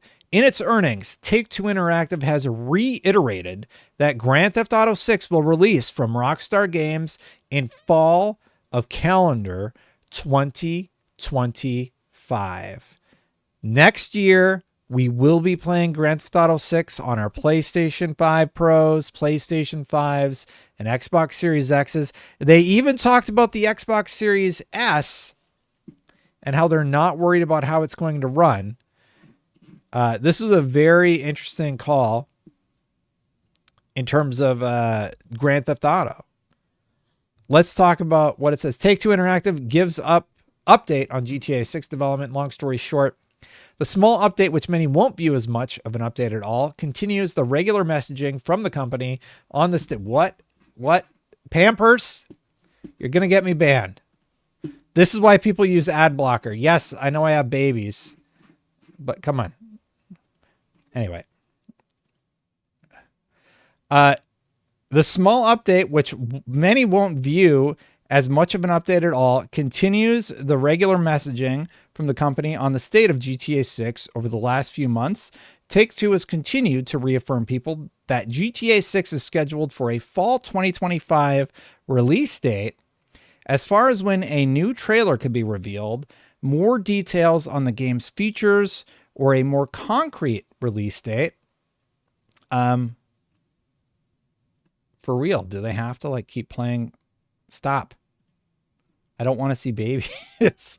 Anyway, as far as when a new trailer could be revealed, more details on the game's features or a more concrete release date announcement. Oh my goodness, these ads. It's throwing me off my game. The release didn't mention that. Take-Two CEO Strauss Zelnick didn't provide any additional comment or context regarding the game's release date or announcement plans during the actual call. The first reveal of GTA 6 came nearly a year ago. So yeah, still 2026. But there's more, everybody. Before this even happened, there was a little bit of a story from GTA 6 Countdown. It got recommended to me, so I brought it up. They've raised the bar again. Former Rockstar designer who worked on GTA 6 says the realism and NPC behavior will blow everyone away, stating that people will be talking about it for many years after launch. Now, I've seen a lot of criticisms about the PlayStation 5 Pro, and I have to admit, I was worried about the PlayStation 5 Pro and everything that it could do. But seeing it in action and seeing the tests that have been done, I do think that PlayStation is going to do a lot more on the Pro with the technology in the Pro than we originally thought. I think with the image improvements that you're able to turn on, well, that's for old games. That would probably enhance some of the older games. And the ability to run the game basically using PlayStation 5 Pro enhancements. I do think the PlayStation 5 Pro is going to be the place to play Grand Theft Auto 6. Hands down, better than any other platform out there. GTA 6 using AI for NPC? I mean, maybe. I don't know. But I am very... Whoa! Movie? Thank you. That is a very big donation. Thank you, Movie Rants. Okay, sorry. I was just getting excited about the fact that I bought a PS5 Pro because GTA is going to be good. But Movie with the $49.99. Wow. Thank you. Nate's up from his nap. Hey, bud, I have to ask. IGN gave the PS5 Pro a 7, but the original got an 8. PS5 Pro is the original, just better, but the added prices and value in the review which knocked the score. Do you think the price should have been a factor and not the system alone? My personal take on the system price is that, yeah, it's a net negative. So I totally understand why the reviewer would hold it back personally. And I think it's a warranted criticism because it is pricey. Honestly, my biggest negative about, oh my goodness, Nate. Kids are playing out there. My biggest negative about the whole console is the fact that it's $700. So out of everything, yeah, that is the one thing I would ding it for. I don't even know what I would score it. Like, I haven't even played it very much right now. So I have no idea what... I got to give that guy a thumbs up, by the way. What I would even score it. I didn't read the review yet or watch. Well, I watched the review and I was like mostly looking at it from a production standpoint. Like, how did they do their B-roll? Is the lighting look good? Because I actually shot... If you go back and watch the PlayStation 5 unboxing, I shot that in my house. Because the PlayStation 5 came out during COVID. And if you go watch the unboxing I did on my channel for the PlayStation 5 Pro for my personal unboxing, I just wanted to like up my game. Because if you go watch my Xbox One unboxing on my channel, it wasn't great. The negatives for the Pro, which I do think warrant knocking it down, include the fact that the external hard drive is not included. That if you do want to go above 2 gigs, you're looking at another, ding on the price. And the vertical stand isn't included. So already, if you buy the stand and disk drive, you're up to $800+. And then if you get more memory or any of those things, then you additionally hit that point of price where maybe you should have just got a PC. That's not slamming the Pro. It is just pointing out that the Pro is a very expensive piece of console hardware that you can't upgrade a ton. So that's sort of my read on it. And yeah. But I don't know what they ended up dinging the whole thing for. Somebody over on Twitch said, Fireteam Chad Destin. Hey, JP, good to see you. This is America The PS5 Pro in Canada is $950 base. Yeah. So I think the price is a tough pill to swallow. I think that's the biggest criticism. But the tech has been impressing people. What it's able to do, the improvements you get. I wish, personally, that they would have bumped up the CPU a little bit. But I wonder what that would have done to price. Because the only thing that's really holding it back still is the CPU. If they would have had a little bit more headroom there, I do wonder if they would have been able to do a little bit more. Daniel Ahmad posted, Dan Houser is thankful he's not releasing Grand Theft Auto 6 in the age of Trump. It's really unclear what we would even do with it, let alone how upset people would get with whatever we did, said co-founder of Rockstar Games. That's a quote from 2018. Surprise, surprise. It looks like you waited a little bit too long for GTA 6 because we have come full circle on the presidency. Going to be a very interesting game. That is a very interesting quote from 2018 about who winds up being president. Yeah, so we'll see how that ends up panning out. GTA 5 sales also reached 205 million copies. And they're doing really well. I wanted to find the Xbox Series X quote. There was a quote about the Xbox Series S, but I can't find it. Let me find it. I'm going to Google it quick. Sorry.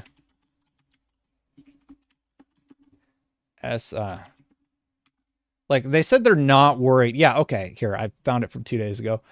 I don't know why I didn't bring it up. But long story short, the Take-Two CEO is not worried about GTA 6 performance on the Xbox Series S. I want to hear the specific quote. Look, we support... Oh my God, the ads.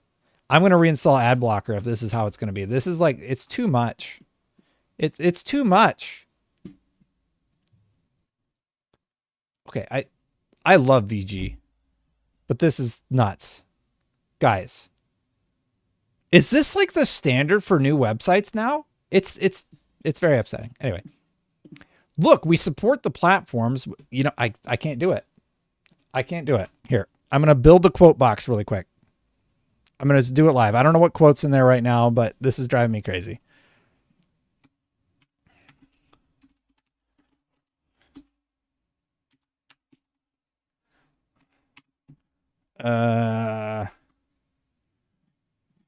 Okay, here we go. That's a little better, right, everybody? Look, we support the platforms where the customers are for as long as they're there, and we find a way to support platforms despite different levels of tech, said Zelnick when asked about the Xbox Series S. Microsoft mandates that any game released on Xbox Series X also be released on the Series S, the lower-powered console. Our labels are really good at that, Zelnick added. I'm not really worried. I've never worried about where hardware was going, and I've said many times over the years because, first of all, I don't worry about things over which I have zero control. That was VGC, and I definitely appreciate the ability to copy-paste. He continues on, secondly, I believe in the audience. The audience is going to show up if you have great properties, and so we just have to make sure to be on an array of platforms. Now, we did get confirmation that the game is going to be released this year. I'm very excited about that. When do we think it's going to be? When do you, chat, think that the PlayStation 5 Pro, when will I be on my PlayStation 5 Pro playing GTA 6? When will I be testing it on the Xbox Series S of all things to see how it runs? Yeah, I'm telling you straight up, I'm going to be playing that game on the Pro. I made no allusions to doing anything other. I said I would play it on the best platform possible, and it's GTA. It's too big of a game to not play on that platform. Movie Rants, I don't know if you're there, but man, I just got to give you a big old heart. I really, really appreciate that. You think it's going to slip to 2026? November. Thanksgiving break. That would be a good time. Let's look historically when GTA 6.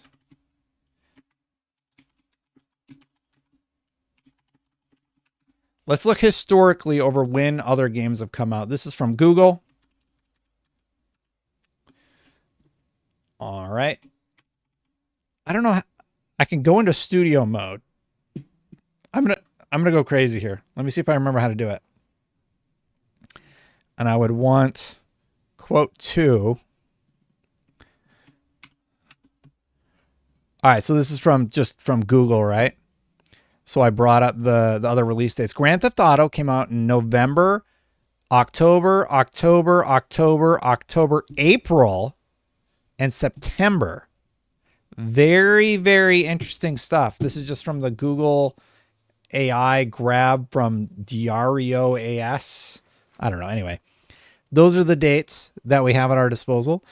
Grand Theft Auto, November, October.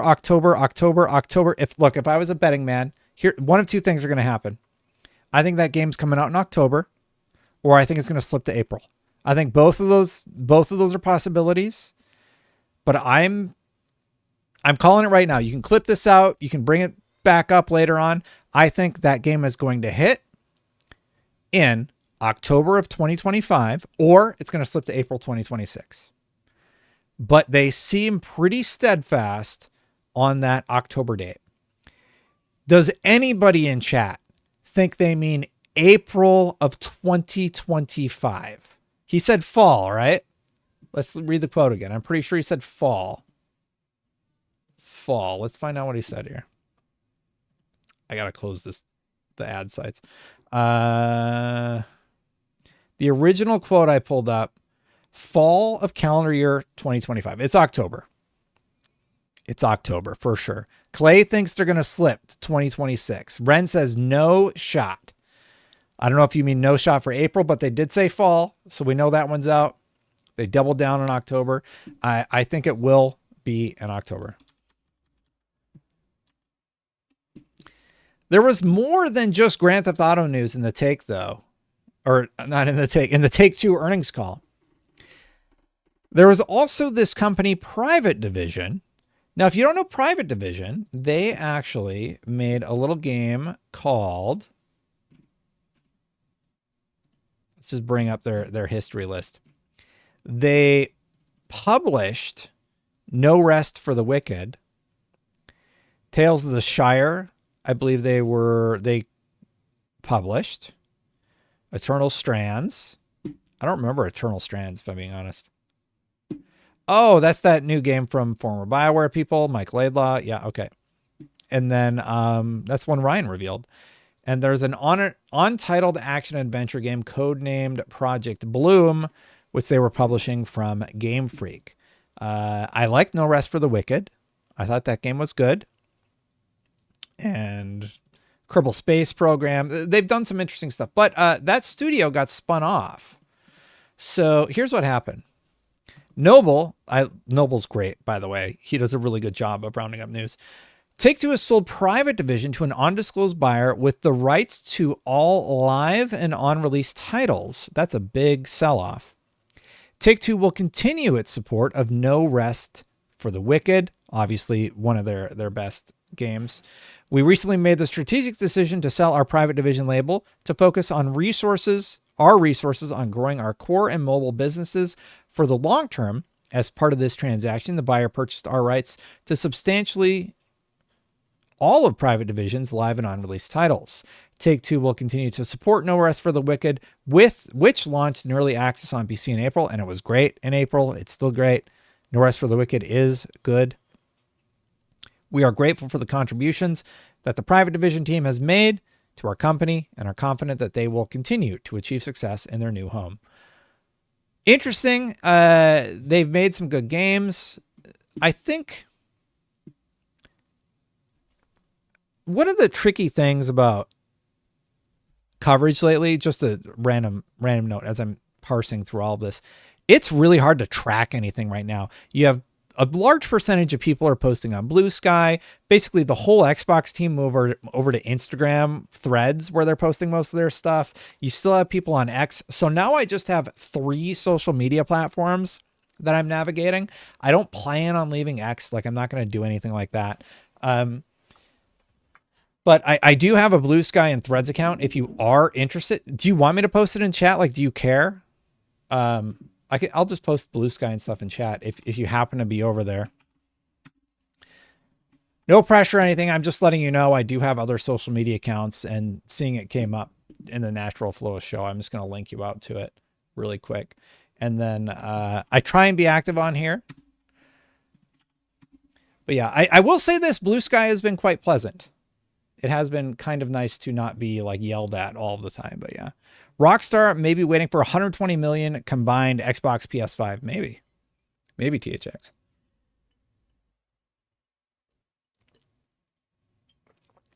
Can't leave that X payday. Yeah, my 14. I got $14 this month, Clay. Cha-ching, baby. $14. GHX, I'm just going to start adding your $2. If you would have done just a $5 then a $1, we would have had 7 out of 10 for the goal. I really appreciate you. I don't mean to slam anything, and I do see your chats regardless of whether you tip or not. I do really appreciate it. I don't think we're going to hit the goal though on this one. Maybe I'll just do 5 out of 10 for the next one. Yeah, I need to make more spicy tweets. I don't change my Twitter habits at all. We're now 100 million combined for the console. Oh, well, yeah, we're probably past that. Take-Two, so they sold off Private Division. They laid off all the staff there. That's kind of a bummer out of all the things that happened. And then Take-Two Strauss Zelnick told IGN one thing, and they told another thing to Jason Schreier. Pillaroni, thank you for the $2. No, I tried the goal thing, and I said, okay, if we do 10 $5 tips, we got 30 minutes. I'll do a live Q&A after the show. I didn't have a good goal. I was just trying it out. But yeah, I've been trying to think of like more compelling goals for the audience. I know this is like totally a weird tangent to be having. But like one $50 tip blows me away. So like, thank you again to Movie Rants one last time. Filoroni, thank you so much. Yeah. If you ever have suggestions for like, hey, this is what we would actually really like to see on the channel. Yeah, the $49.99 kind of covered that goal, right? Maybe I wish you could set a monetary thing. Anyway, just thinking out loud. Yeah. I've been trying to think of like better value that I can offer to the audience. But anyway, a little bit of an aside there. Just something I've been working on in the very little spare time that I have. Happy birthday, Des. It's not my birthday. My birthday's in April, but thank you. Noble had some other stuff that he talked about. Jay Birdblood. Thank you, Jay Bird. I recognize your name, but thank you for the $5, Jay Bird. I appreciate it. Hype train time. Well, that's 7 out of 10. Jay. We'll just say Jay. Boom. Thank you, Jay. Appreciate it. Interesting new streaming feature might work for streamers who do subathons. Yeah, I've been trying out, like, YouTube's just like, hey, we have this thing. You should try it out. And I'm like, all right, I'll just do the goal thing and see what happens and set something not too lofty, but reasonable. And yeah, that's sort of fun. But I need to come up with a better reward. Anyway, Noble says new month means new games list. He hasn't posted any. He usually does his news roundup. Let's see if I missed anything noteworthy. Yeah, he did it 2 days ago. Forza Horizon 5 added the Halo props. New games are coming to Xbox Game Pass, including StarCraft Remastered and StarCraft 2. We got Goat Simulator Remastered. Microsoft Flight Simulator 2024 is coming out on the 19th. I'm most excited about StarCraft 2. John DiMaggio and Carlos Ferro are reprising their roles in in Gears of War E-Day. That made me happy. Sony revealed a bunch of games that have PS5 Pro enhancements. They talked about the Concord IP. We covered off on that. PlayStation 5 and Astro's Room. Oh, they surpassed 65 million units. I missed that one. This is why I follow these guys. Like, everybody's going to catch like the little things that you miss. New music from Donkey Kong Country is available on. Nothing really going on with Nintendo. Their hardware is down year over year, I believe. Echoes did well. Their games sold well, long story short, right? There's rumors that they're working on another StarCraft game. I have heard that, but I think I covered it a while ago, Filaroni, but we haven't covered off on it in a while. And then, yeah, it looks like I got all the big stuff. The PlayStation earnings was the big one, but I still had a few tabs open. They're not worried about GTA 6 on the Xbox Series S. We covered off on that. Oh, this is one somebody brought up at the top. I'm glad I went through all the tabs and we didn't miss this. So Warner Brothers Games has not been having a great couple of weeks, months, years. They didn't have a great year, right? They had all the problem with their finances and everything. Well, it sounds like Warner Brothers is finally getting it together. This is from Insider Gaming. Who knows what ads we're going to get this time. Warner Brothers Games focusing on Batman, Mortal Kombat, and Hogwarts Legacy moving forward. Thank goodness. Thank you. You have these amazing IPs. You made $1 billion with Hogwarts Legacy. Why in the world would you deviate and start doing all of this random stuff that you were doing? It was very frustrating, for lack of a better term. Here's what they said. Last year, plus for Warner Brothers Games, hasn't been the best for the company. And Warner Brothers CEO David Zaslav admits that during the company's latest earnings calls. He said that the business is substantially underperforming its potential. Yeah, because you had them do a bunch of stuff where you got your hand caught in the cookie jar. It's time to get your hand out of the cookie jar and go back to making pizzas, because you were making some bomb pizzas and you are not good at making cookies. So just stop it with the cookies. My analogy is weak, but you know what I'm saying. Just go back to making great Batman games and make another Hogwarts Legacy. Like, you made $1 billion. Okay. It's okay to take a bet or two, but to like change your entire business model because like you wanted to try and make all the money. It's a little ridiculous.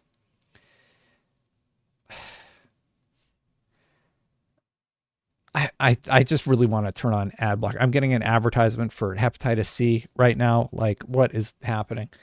You know what? Here, we're going to do this. Stop.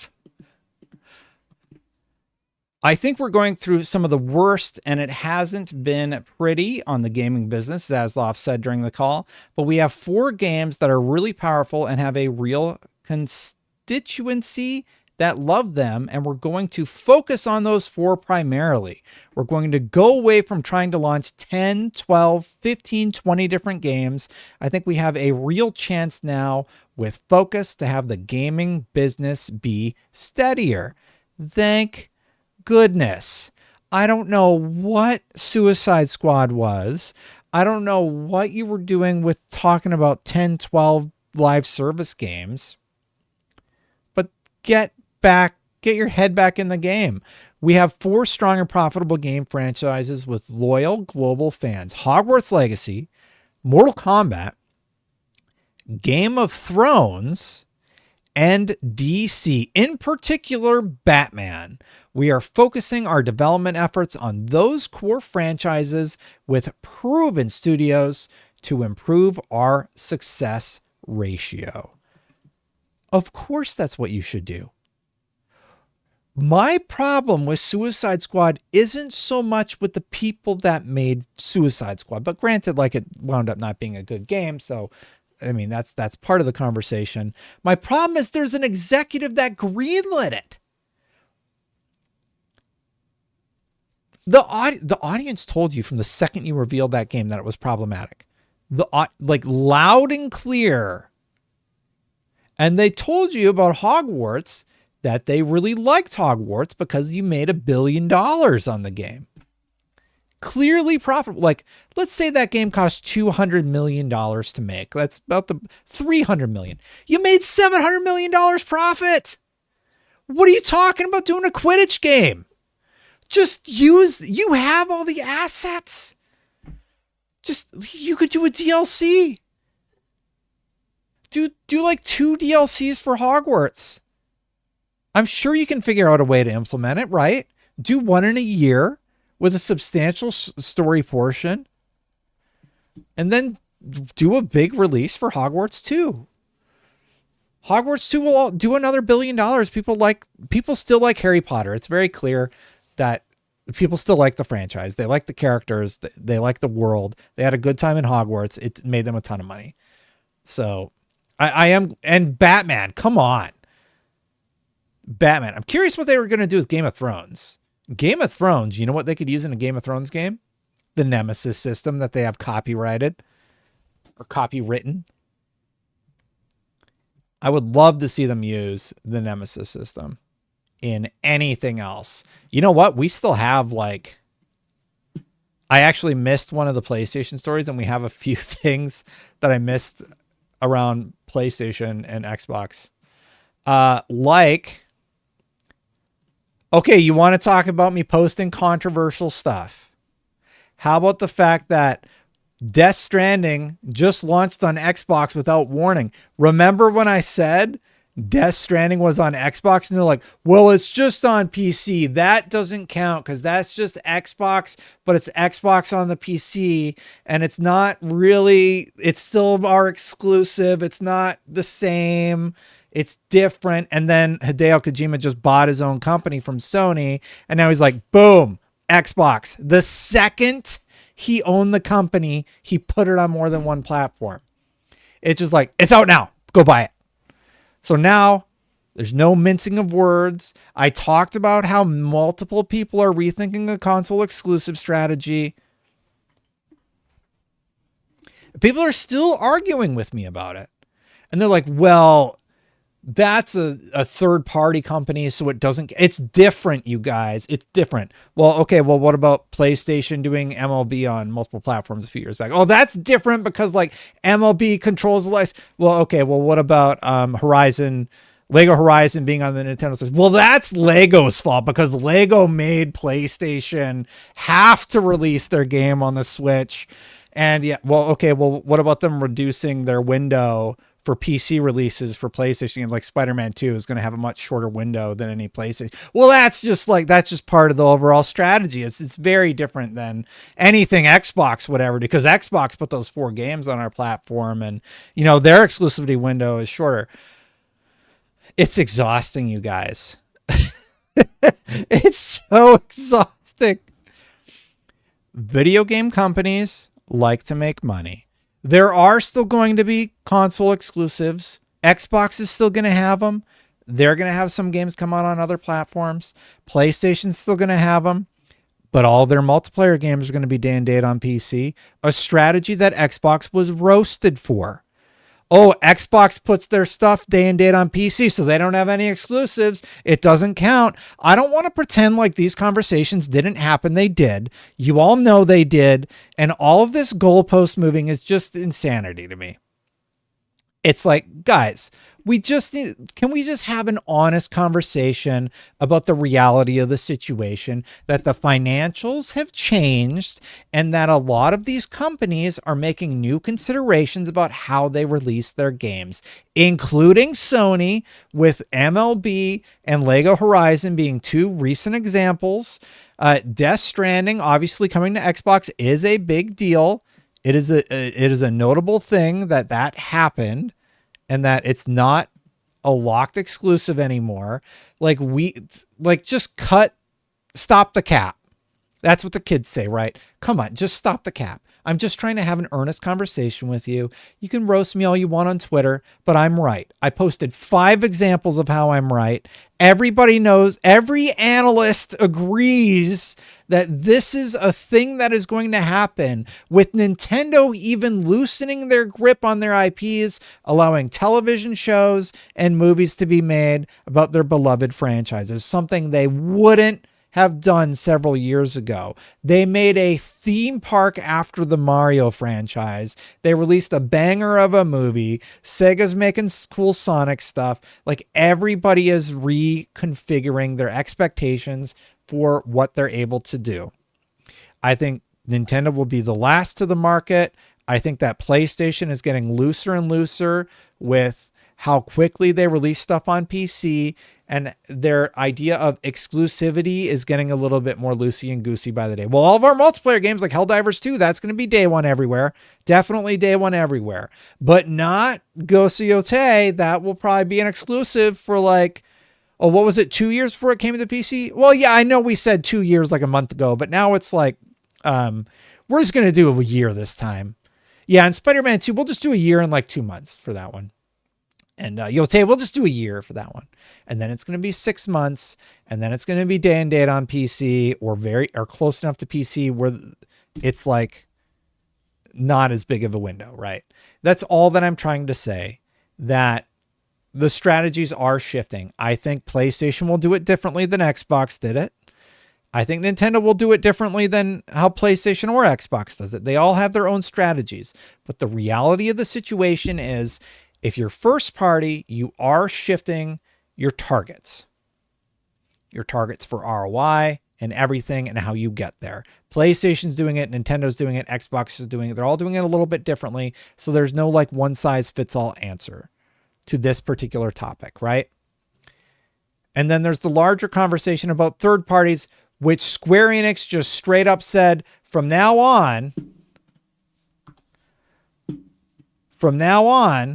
Square Enix plans to increase the amount of titles releasing simultaneously on each platform. Square Enix confirms more Xbox support while discussing this new upcoming JRPG. Square Enix, known for years as the PlayStation exclusive maker, is now releasing games on multiple platforms. So I imagine Final Fantasy 16 would be next, and hopefully the Final Fantasy 7 games end up coming to Xbox. And I think this shift is positive for consumers. At the end of the day, if that means Xbox bringing things to other platforms, I think that's great. I am very happy that PlayStation gamers and Nintendo gamers get to try out Hi-Fi Rush. They get to try out Sea of Thieves on PlayStation. Call of Duty still gets to be everywhere, and Xbox gets to make a bunch of money off of it. Great. Good for Microsoft. And hopefully Square Enix games start coming to Xbox, so Xbox gamers who like the Xbox ecosystem and want to play there have that accessibility. I don't think every console exclusive is going to go away. There will still be some, but I do think that we see a big shift in terms of timelines and how things end up being exclusive. So very fascinating insight from Square Enix and what they're going to be doing. I'm getting like so many ads right now.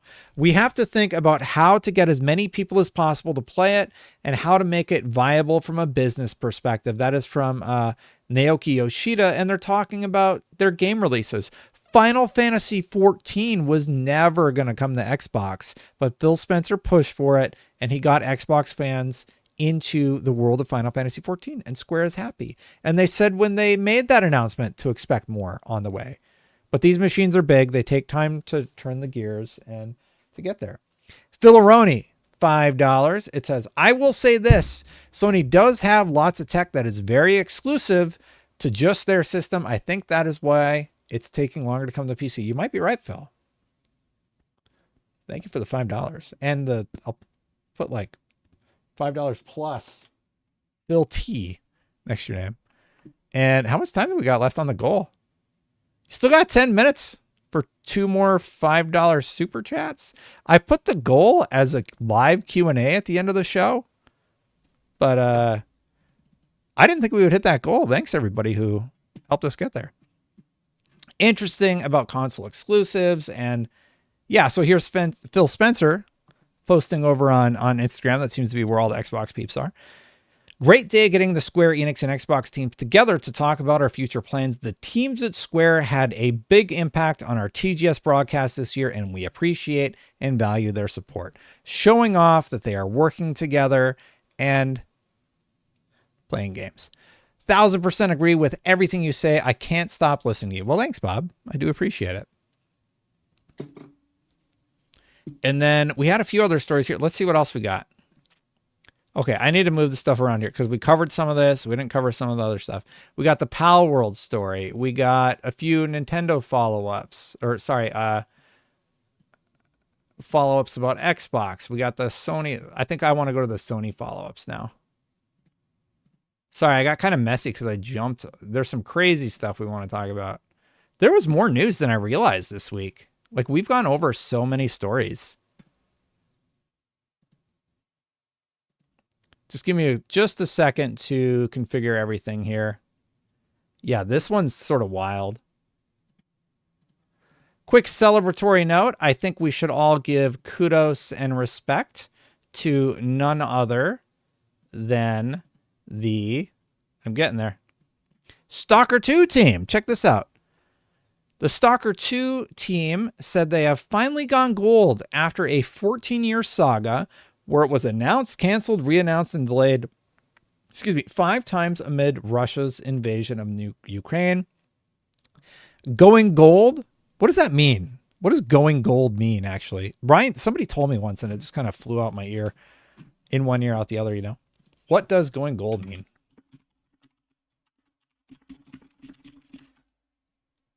In video games, going gold from the AI Google overview is a milestone that means a game has been approved by a first-party company like Microsoft, Sony, or Nintendo to be published on their console. This indicates that the game is ready to move into manufacturing and that the main development is complete. The term going gold comes from a time when the master copy of the game was sent on a gold-colored disc. Today, the process is digital. Okay, so I mean, it means they're content locked. Whatever's going to be printed on the disc, it is 100% locked. Thank you, Google AI. Generative AI is experimental. I'm glad they didn't tell me to eat lead paint or something like that. So far, so good, Google AI. You're batting 1,000 today. Good job. So yeah, congrats to the team. That's great news, I think. Before we get into the weird, I want to save that one for last. If you've ever been curious about getting an Xbox Series X, they're $50 off right now, but I do wonder if you should just wait until Black Friday, because like we're in November and maybe we're already going to be going towards Black Friday, but the 1 terabyte with disk drive is $449. It's $50 off right now. You can get it in white. There's no sale on the Galactic thing. I think I still have my, you can't see it, it's off camera, but I have one of those. Yeah, if you want the 1 terabyte, they knock down the price, $50 for the Xbox Series X. I saw Colt Eastwood tweet about that. Cannot take credit. Let's revisit the PlayStation stories because there were 2 we missed. So before I miss it, I actually wanted to talk about how the PlayStation 5 Pro price has not had a negative impact on sales, says Sony boss. Hardware users are the target of this hardware. This is from Eurogamer. One thing about that, though, I do think that is a little problematic in terms of what we can expect in the future. The fact that it seems to have that same sell-through that I imagine the PlayStation 4 Pro had means we better get used to paying an updated premium for the games that we play. Sony says that despite the different comments on the PlayStation 5 Pro's chunky price point, the pricing has not had a negative impact on sales. That was from Genki Japan, who I quoted earlier. Hardware users are the target of this device, Toki said. In terms of the pricing, many people made different comments on that, but pricing on the PS5 Pro has not had a negative impact. And there is the full quote right here. Let's just go over to Genki Japan.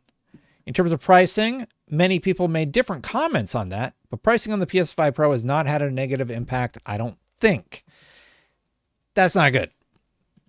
That means that, well, all of us bemoan the price point, people still bought it. And what happened with microtransactions, they're just a standard thing. People don't even bat an eye about microtransactions being in the game. So we can make fun of them all we want and say how we don't like them, but everybody spends money on them anyway. So here we are, right? Modern day where game development requires microtransactions of some sort so that they can warrant the cost of their console being manufactured or their game being manufactured. And I think that's problematic. I think it means we're going to get more expensive things in the near future. And then there was a comment about the exclusives going forward on PlayStation. Sony Interactive Entertainment Chairman Hiroki Totoki, we plan to continue releasing major single-player game titles every year from next fiscal year onwards. Next fiscal year begins April 1st, 2025. SIE has previously announced Death Stranding 2 and Ghosts of Yotei for 2025. That means we're back on that PlayStation exclusive train. That's good news, honestly. And I've seen all the comments about Ghosts of Yotei. I did a ton of research for a piece I'm very proud of over on IGN about the historical nature and the historical influences that I think Ghosts of Yotei is going to lean on. I am incredibly excited about that game. That's 2 PlayStation exclusives plus Grand Theft Auto 6 next year. I think next year is going to be not only a massive year for gaming, I think it's going to be an even stronger year for PlayStation. PlayStation this year had nothing, and they're boasting massive revenue gains year over year. So I'm quite interested and excited of seeing what comes next year. And Xbox is going to have a fire year too. I think Fable's confirmed for next year. Doom is confirmed for next year. Like, we are returning to form, and I'm going to say that as much as I possibly can. See, Clay? In all of these streams, just because I think it's funny. We are returning to form, and we are going to get a lot of those classic great games once again. Clay is the best, by the way. Clay is absolutely the best. Thank you for hanging out, Clay. And that's great. It's absolutely great news. Why is Death Stranding coming to Xbox? Because they bought their company back and they want to make more money. So they're like, yeah, why not put it on Xbox?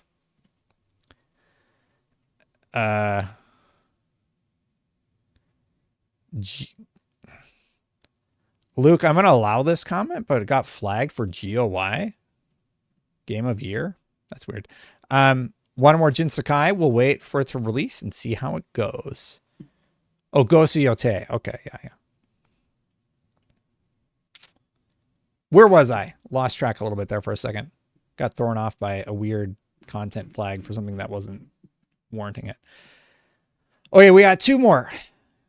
We covered off on the Pal World story. So long story short, the Pal World guys are getting sued because they're violating patents that Nintendo has for things like throwing a Pokeball and capturing a monster.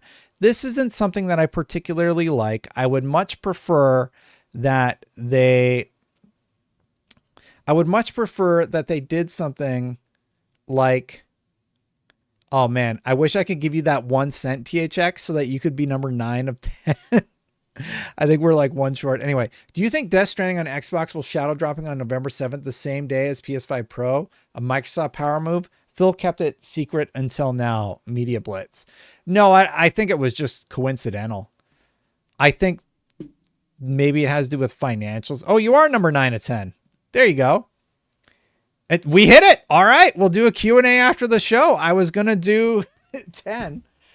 No, it's in reference to the question from PlayStation fans asking about Xbox games coming to PlayStation. I don't know what you're talking about, would you? But congrats on being number 10. I got them covered. Okay, thank you, everybody. Wow. Well, we hit the goal. We'll do a Q&A right after. I had the Pal World thing. And it's really, really interesting to see that Pal World is getting sued. The issue with the Pal World suit is if they pay it's like they're suing for $65,000. That game made like hundreds of millions of dollars. So it's like, why would they sue? What you guys hit it like the last minute. Thank you very, very much. I got to write you on the board, actually. Thank you, Phil, and everybody. Phil, THX, and Widya.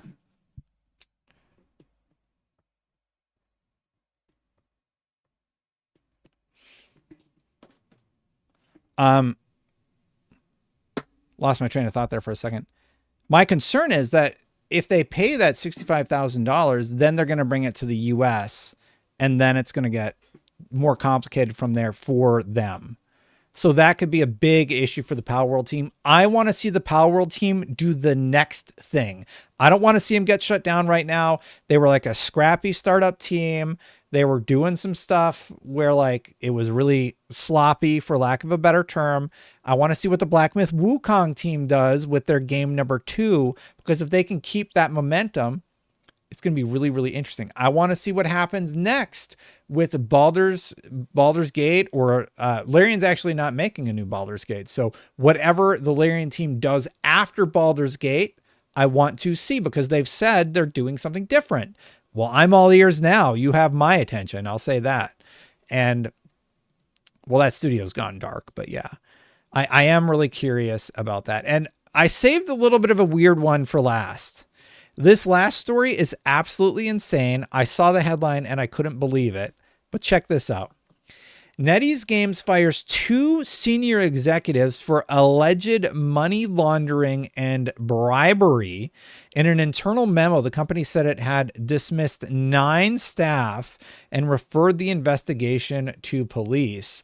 A number of NetEase Games employees have reportedly been arrested on charges of bribery and money laundering, as picked up by Chinese site lifeng.com and reported by Bloomberg Law. NetEase Games general manager Xiang Lang was detained along with NetEase esports lead Jin Yuchen and several other staff on anti-corruption charges. Yikes. These are people who worked on Marvel Rivals and Destiny Rising. They dismissed staff who were accused of alleged bribery.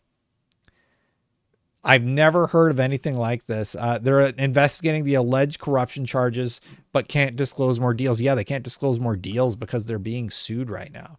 So that was the like crazy story I heard. I posted a little bit of gameplay for IGN of Destiny Rising. For the most part, it seems like a pretty solid Destiny mobile experience, but it's a little clunky. It's kind of what you would expect from a mobile entry to a game like Destiny. Good, but sort of like, I don't know. And I did have a little thing I wanted to play on stream, but we hit the goal. That's all the news for the week. I don't think I missed anything. We did 2 hours today. 2 hours worth of news to just hang and chit chat about. That's pretty substantial. There was a thing that I wanted to play, but because we hit the goal, I said I would do a live Q&A. So for the next, I don't know, let's set a timer. Do I have a timer on here? I don't know how to build a timer. So I'm going to set a stopwatch and I'll answer any questions for the next, we'll give it 10 minutes. I'm just going to chill here. Got the timer going, 10 minutes. And I'll answer any question y'all have. We're just going to do Q&A, anybody in chat. Here's what we got. I got 2 questions. One, is World of Warcraft coming to console? That is a good question. I think that World of Warcraft could potentially come to console someday. I think it would be a very smart move. And if it doesn't come to console, then I think it should come to console. I think it would be a very smart move for World of Warcraft to do that at this point. Question number 2, is Halo coming to PlayStation? Two-way Kev, this has been a controversial take of mine. I do think Halo in some fashion will come to PlayStation at some time. Halo, I don't know how they would do it. I think they would do I think they should do Halo Infinite multiplayer, honestly. I think that would be a really great testing ground and people can see why I love Halo Infinite. And I would be hopeful that that happens. Widja, Destin, I missed the first hour because the reminder came late. Can you please set a half-hour reminder for the live streams? I'll look into that. That's a good idea. I don't really know how that works, but I'll look into it.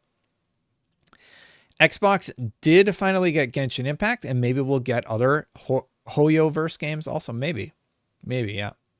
Rumor is the Halo 1 remake will. I think that if they were to release a game on multiple platforms, I would be kind of happy that it would be a Halo 1 remake. And I say that because I love Halo 1. I think it would be great that everybody who has a console that can handle Halo 1, including PlayStation, including the new Xbox or anything else that it's on, will get to have that same joy and same experience I got to have with the original Xbox. I think we've moved so far away from where we were when the original Xbox launched and when Halo 1 launched, that I would just be happy that more people got to experience the happiness that the original Halo did. They might do this. They might do what they did with Indy, where it's like a very short window of exclusivity with the Halo 1 remake. I think that might work.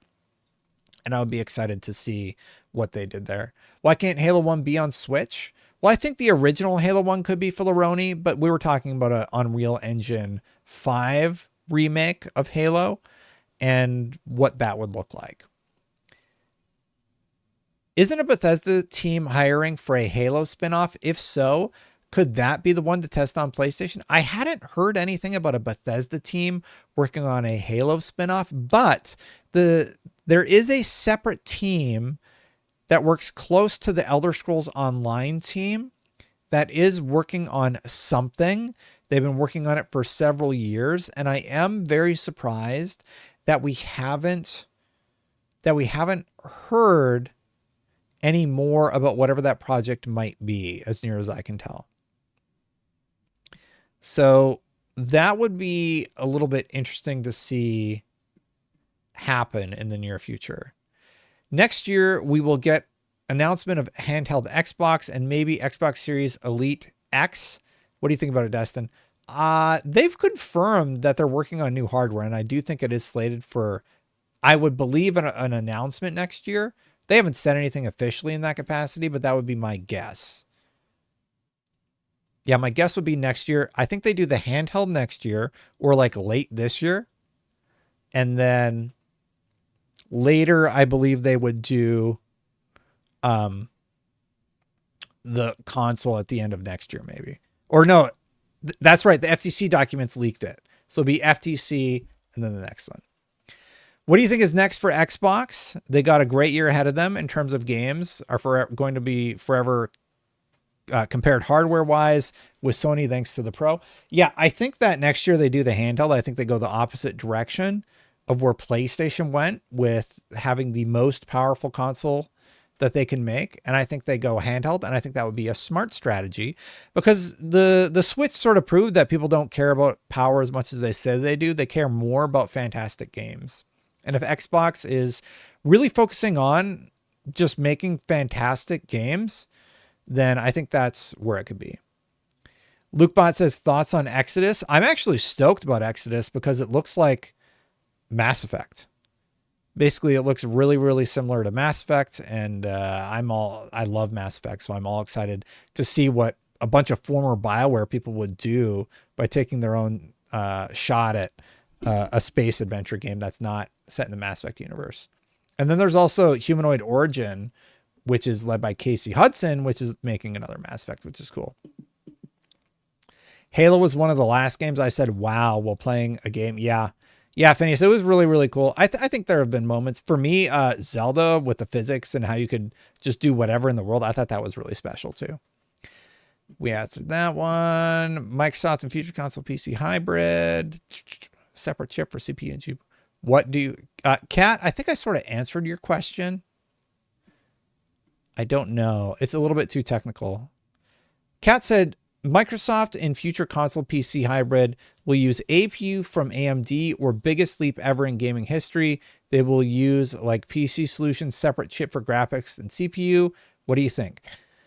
I've sort of talked about this. I think the next Xbox is going to be a PC, and that's largely what it's going to be. They're just going to make a PC, and that is going to be how they handle it going forward. And they're going to care less about how you access your games and just that you access them, which is why I think they've been making such a big push for improvements of the UI, improvements with how Xbox PC works. And that's how I think they're going to handle it. It's definitely a challenge conceptually, but I just have a feeling they're going to work towards that, which would mean you could install Steam, as I said, and you would be able to download PlayStation games and sort of take those barriers down a little bit further. The Switch is different. They have Mario. Yep, I do agree that Xbox needs a stronger library, and 2025 is a very, very strong year for the library of games. Forgive me, I said Bethesda Studio, but it is rumored that Sledgehammer from Activision Blizzard is working on a Halo game. I mean, that would be cool. I'm down for that, buoys. That would be really interesting. Will PlayStation Spider-Man come to the Xbox console? In a roundabout way, I think it will, Brett, because I think that Xbox's next console is basically going to be a PC. I think you will be able to install Steam, and I think you will be able to then play PlayStation games on your Xbox. So yes, in a roundabout way. I think that's how Xbox is actually going to work to tear down the barriers and allow people more access to more games in one place. It's something they've been very public about. They talked about it during the FTC trial, so I do think they work towards that. And that's how I think they end up getting around PlayStation not letting their console exclusives go on other competitive platforms for the most part. I think that's how they get around it. Uden says, do you think gaming has lost its spark? I can sometimes sit in front of my TV for hours browsing through my game library, but never pick one to play for more than 10 minutes. No, I think this year there have been a lot of games that have been really, really good. It's been a very good year for games, but there's been a lot of noise about the games that were either mediocre, missed the mark, or just didn't live up to the expectations fans had for what the next adventure would be within a series of games. So I think it's been a very strong year for games. We talked about my game of the year and what games I see for this year, but like let's just look at my list again and talk about some of the fantastic entries we got. We got Black Myth Wukong I really liked. We got Space Marine 2, Metaphor ReFantazio, Helldivers 2, Call of Duty Black Ops 6, Final Fantasy, Elden Ring, Shadow of the Erd Tree, Astro, Silent Hill 2, and I'm sure there's others that I'm missing. There's Destiny 2, The Final Shape. There was Stellar Blade this year. Persona 3 Reload was popular for a lot of people. A lot of people liked Hellblade 2. Those are just like looking at the responses to my post, what I see. So off the top of my head, no, I don't think it's been a bad year for gaming. I think it's actually been much better once you actually start taking a earnest look at everything that released in 2024 and what is planned for 2025 is really, really good. I would encourage, if you are feeling sort of let down with the current state of gaming, I would encourage you to try something like No Rest for the Wicked, right? Try something different that's not from the AAA space, because I think the AAA space has, to their own detriment, gotten caught up with chasing revenue goals as opposed to making better gameplay experiences.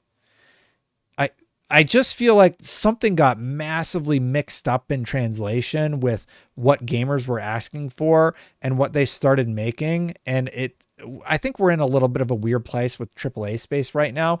And it gets compounded because they're chasing revenue metrics and revenue goals that need them to appeal to everybody possible. And sometimes when you're making a game by committee, or you're making a game and you're trying to make everybody happy, you don't make anybody happy, right? You kind of just make something that doesn't really resonate at all. And for me, I think that's not a great place to be for the games industry. And that might be where your feeling is coming from. So play some of the other stuff. Just play something different. Play something that you wouldn't think would be good. Like, I never thought I would like Space Marine 2, and I really, really enjoyed that game this year. I never thought I would be interested in the Stalker franchise. I find myself going back and playing old games that I haven't touched before. So there's a lot of complication stuff going on.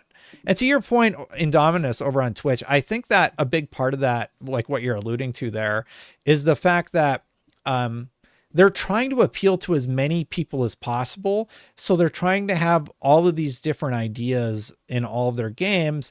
And many of those just, they're not handled well. That's my biggest criticism with all of it, right? I don't think they're doing anything that they're trying to do justice by trying to do all of it. You should just do the best stuff.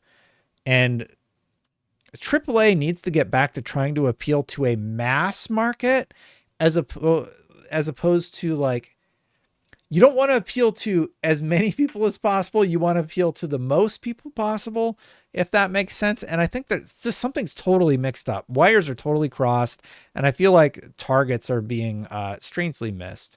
So that's sort of my take. It's a very complicated question to answer live on a stream. That's one I'd have to think more about and write down.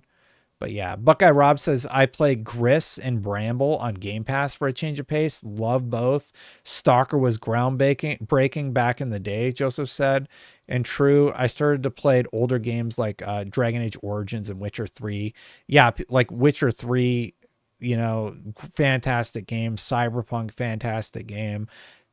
Baldur's Gate, all of these RPGs, they allowed you to be incredibly evil. They allowed you to be the goody two shoes and try and please everybody. And I talked about it earlier. I feel like, and it's a difficult concept to convey, but this is the best way I can do it. It's probably not the best way I could say it, but I'm going to do my best here. I think games have gotten to a point where they're trying to tell you a story as opposed to allow you to craft a story within their world. So they're trying to tell you a story as opposed to allow you to craft a story, at least in the RPG space. Obviously, some games like Black Myth Wukong, it's kind of like a set narrative, but within the RPG space, I think that's where an RPG just isn't quite resonating the way that it should, right? Yeah, and I did specify RPGs. But yeah. I'm playing AC Odyssey again. The biggest game I ever played. It is a big one. I'm playing Kingdom Come Deliverance, and it's really good. Yeah, I found my old stream archives. I definitely did play that game, and I remember it now because I referenced them. Star Wars Outlaws isn't a bad game, Daryl says. Why all the hate? It starts slow, but it's not a bad game. I mean, that's fine if you like it, dude. That's totally fine. I've seen a lot of people that are like, I like Outlaws. I didn't think it was that bad. IMCL also said, I liked Outlaws a lot, to be honest. That's great to hear. I'm glad you guys liked Outlaws. I got stuck very early on with the stealth portion. I just wanted to get past it because I didn't particularly want to play that way, but they kind of forced you into it. And then just something else came along. And I'm like, I'd rather play more Halo Infinite or something. But I have heard that people who play Outlaws longer get more into it than people who play it a shorter period of time. So, yeah. Yeah. Anyway, we're way past the 10 minutes on the Q&A, but great chats, everybody. This is a really fun stream. Thanks, everyone. This was really nice. I think I got to go make dinner here. So, yeah, it's 4:22. I got to go make some dinner for the family. It was really great hanging out. I greatly appreciate everybody. I hope you had a good stream with me. Feel free to leave a comment. Like if you watched the full 2.5 hours or whatever we did today in terms of the streaming, I would love to hear your thoughts on how I could better approach some of these conversations. But I will promise you this, to my own detriment, I will be honest with you about how I'm feeling. We may not always agree, but I do really like talking with you about it. And sometimes it gets heated. Sometimes people get mad and yell at me online. And sometimes I'm right and sometimes I'm wrong. But we're all human. And I promise you I will never blow smoke, for lack of a better term, right? I try and be a little bit more nuanced. I wrote something the other day about like how do I want to approach content? And I've just been thinking about it a lot lately. Let me try and find it here. And one of my targets, let me just find the quote because I wrote it down and I really liked it.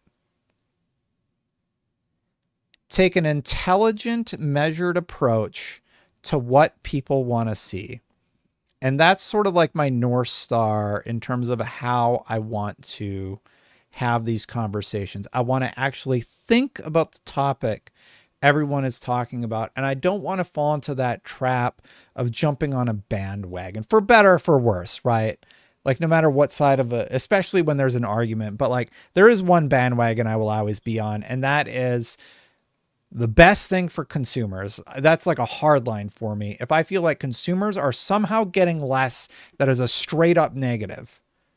And I will always be on the consumer side for that. And I want to take a thoughtful approach to how I have those conversations with y'all. So yeah, stop being a silly bot is a start. I'm undeniably an Xbox fan. And King Scotto, like, honestly, one of the big criticisms I had with PlayStation, yeah, I don't want to get stuck in an echo chamber, right? And there's echo chambers everywhere. It's not just like one side having an echo chamber. We can get trapped in that. And I want to use my brain.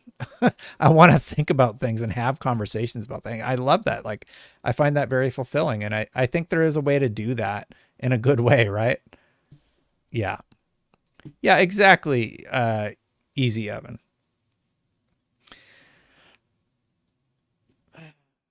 I appreciate that. That your Xbox video is on the way.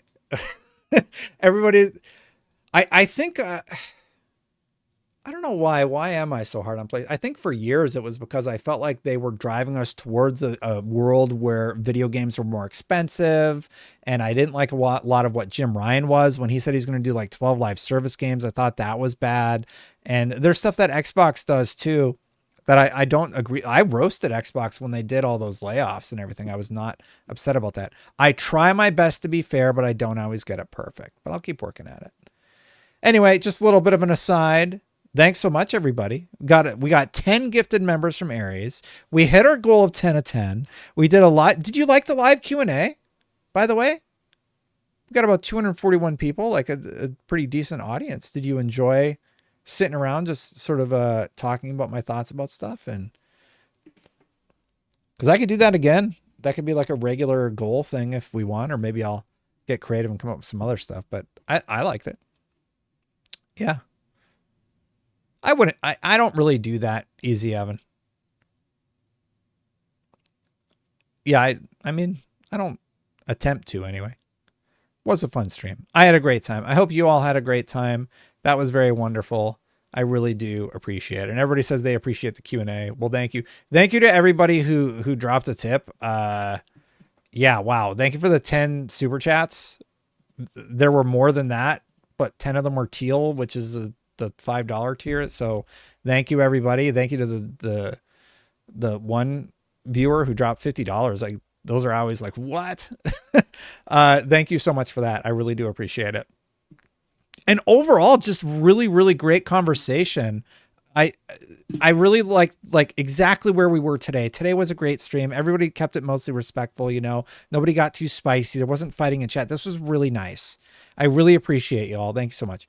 Well, I have you. If you do like the content, feel free to hit that subscribe button, hit that bell. It does help the channel. Hit that like button if you like the video. I do really appreciate it. Thank you so much to all of the members. I do have to update this list for a bit because Aries dropped 10 more memberships. Thank you so much, Aries. If you want to become a member and support what I'm doing here, you can click that join button right on the bottom. I appreciate the heck out of y'all. And I worked really hard on my PlayStation 5 Pro unboxing. So if you would go check that out when I do the VOD, I'm going to put it over here. So go watch me unbox it. I put a lot of work into it. Did it in my own time. So check it out. Thank you so much, everybody. And I'll see you for the next stream, the next video. Bye for now.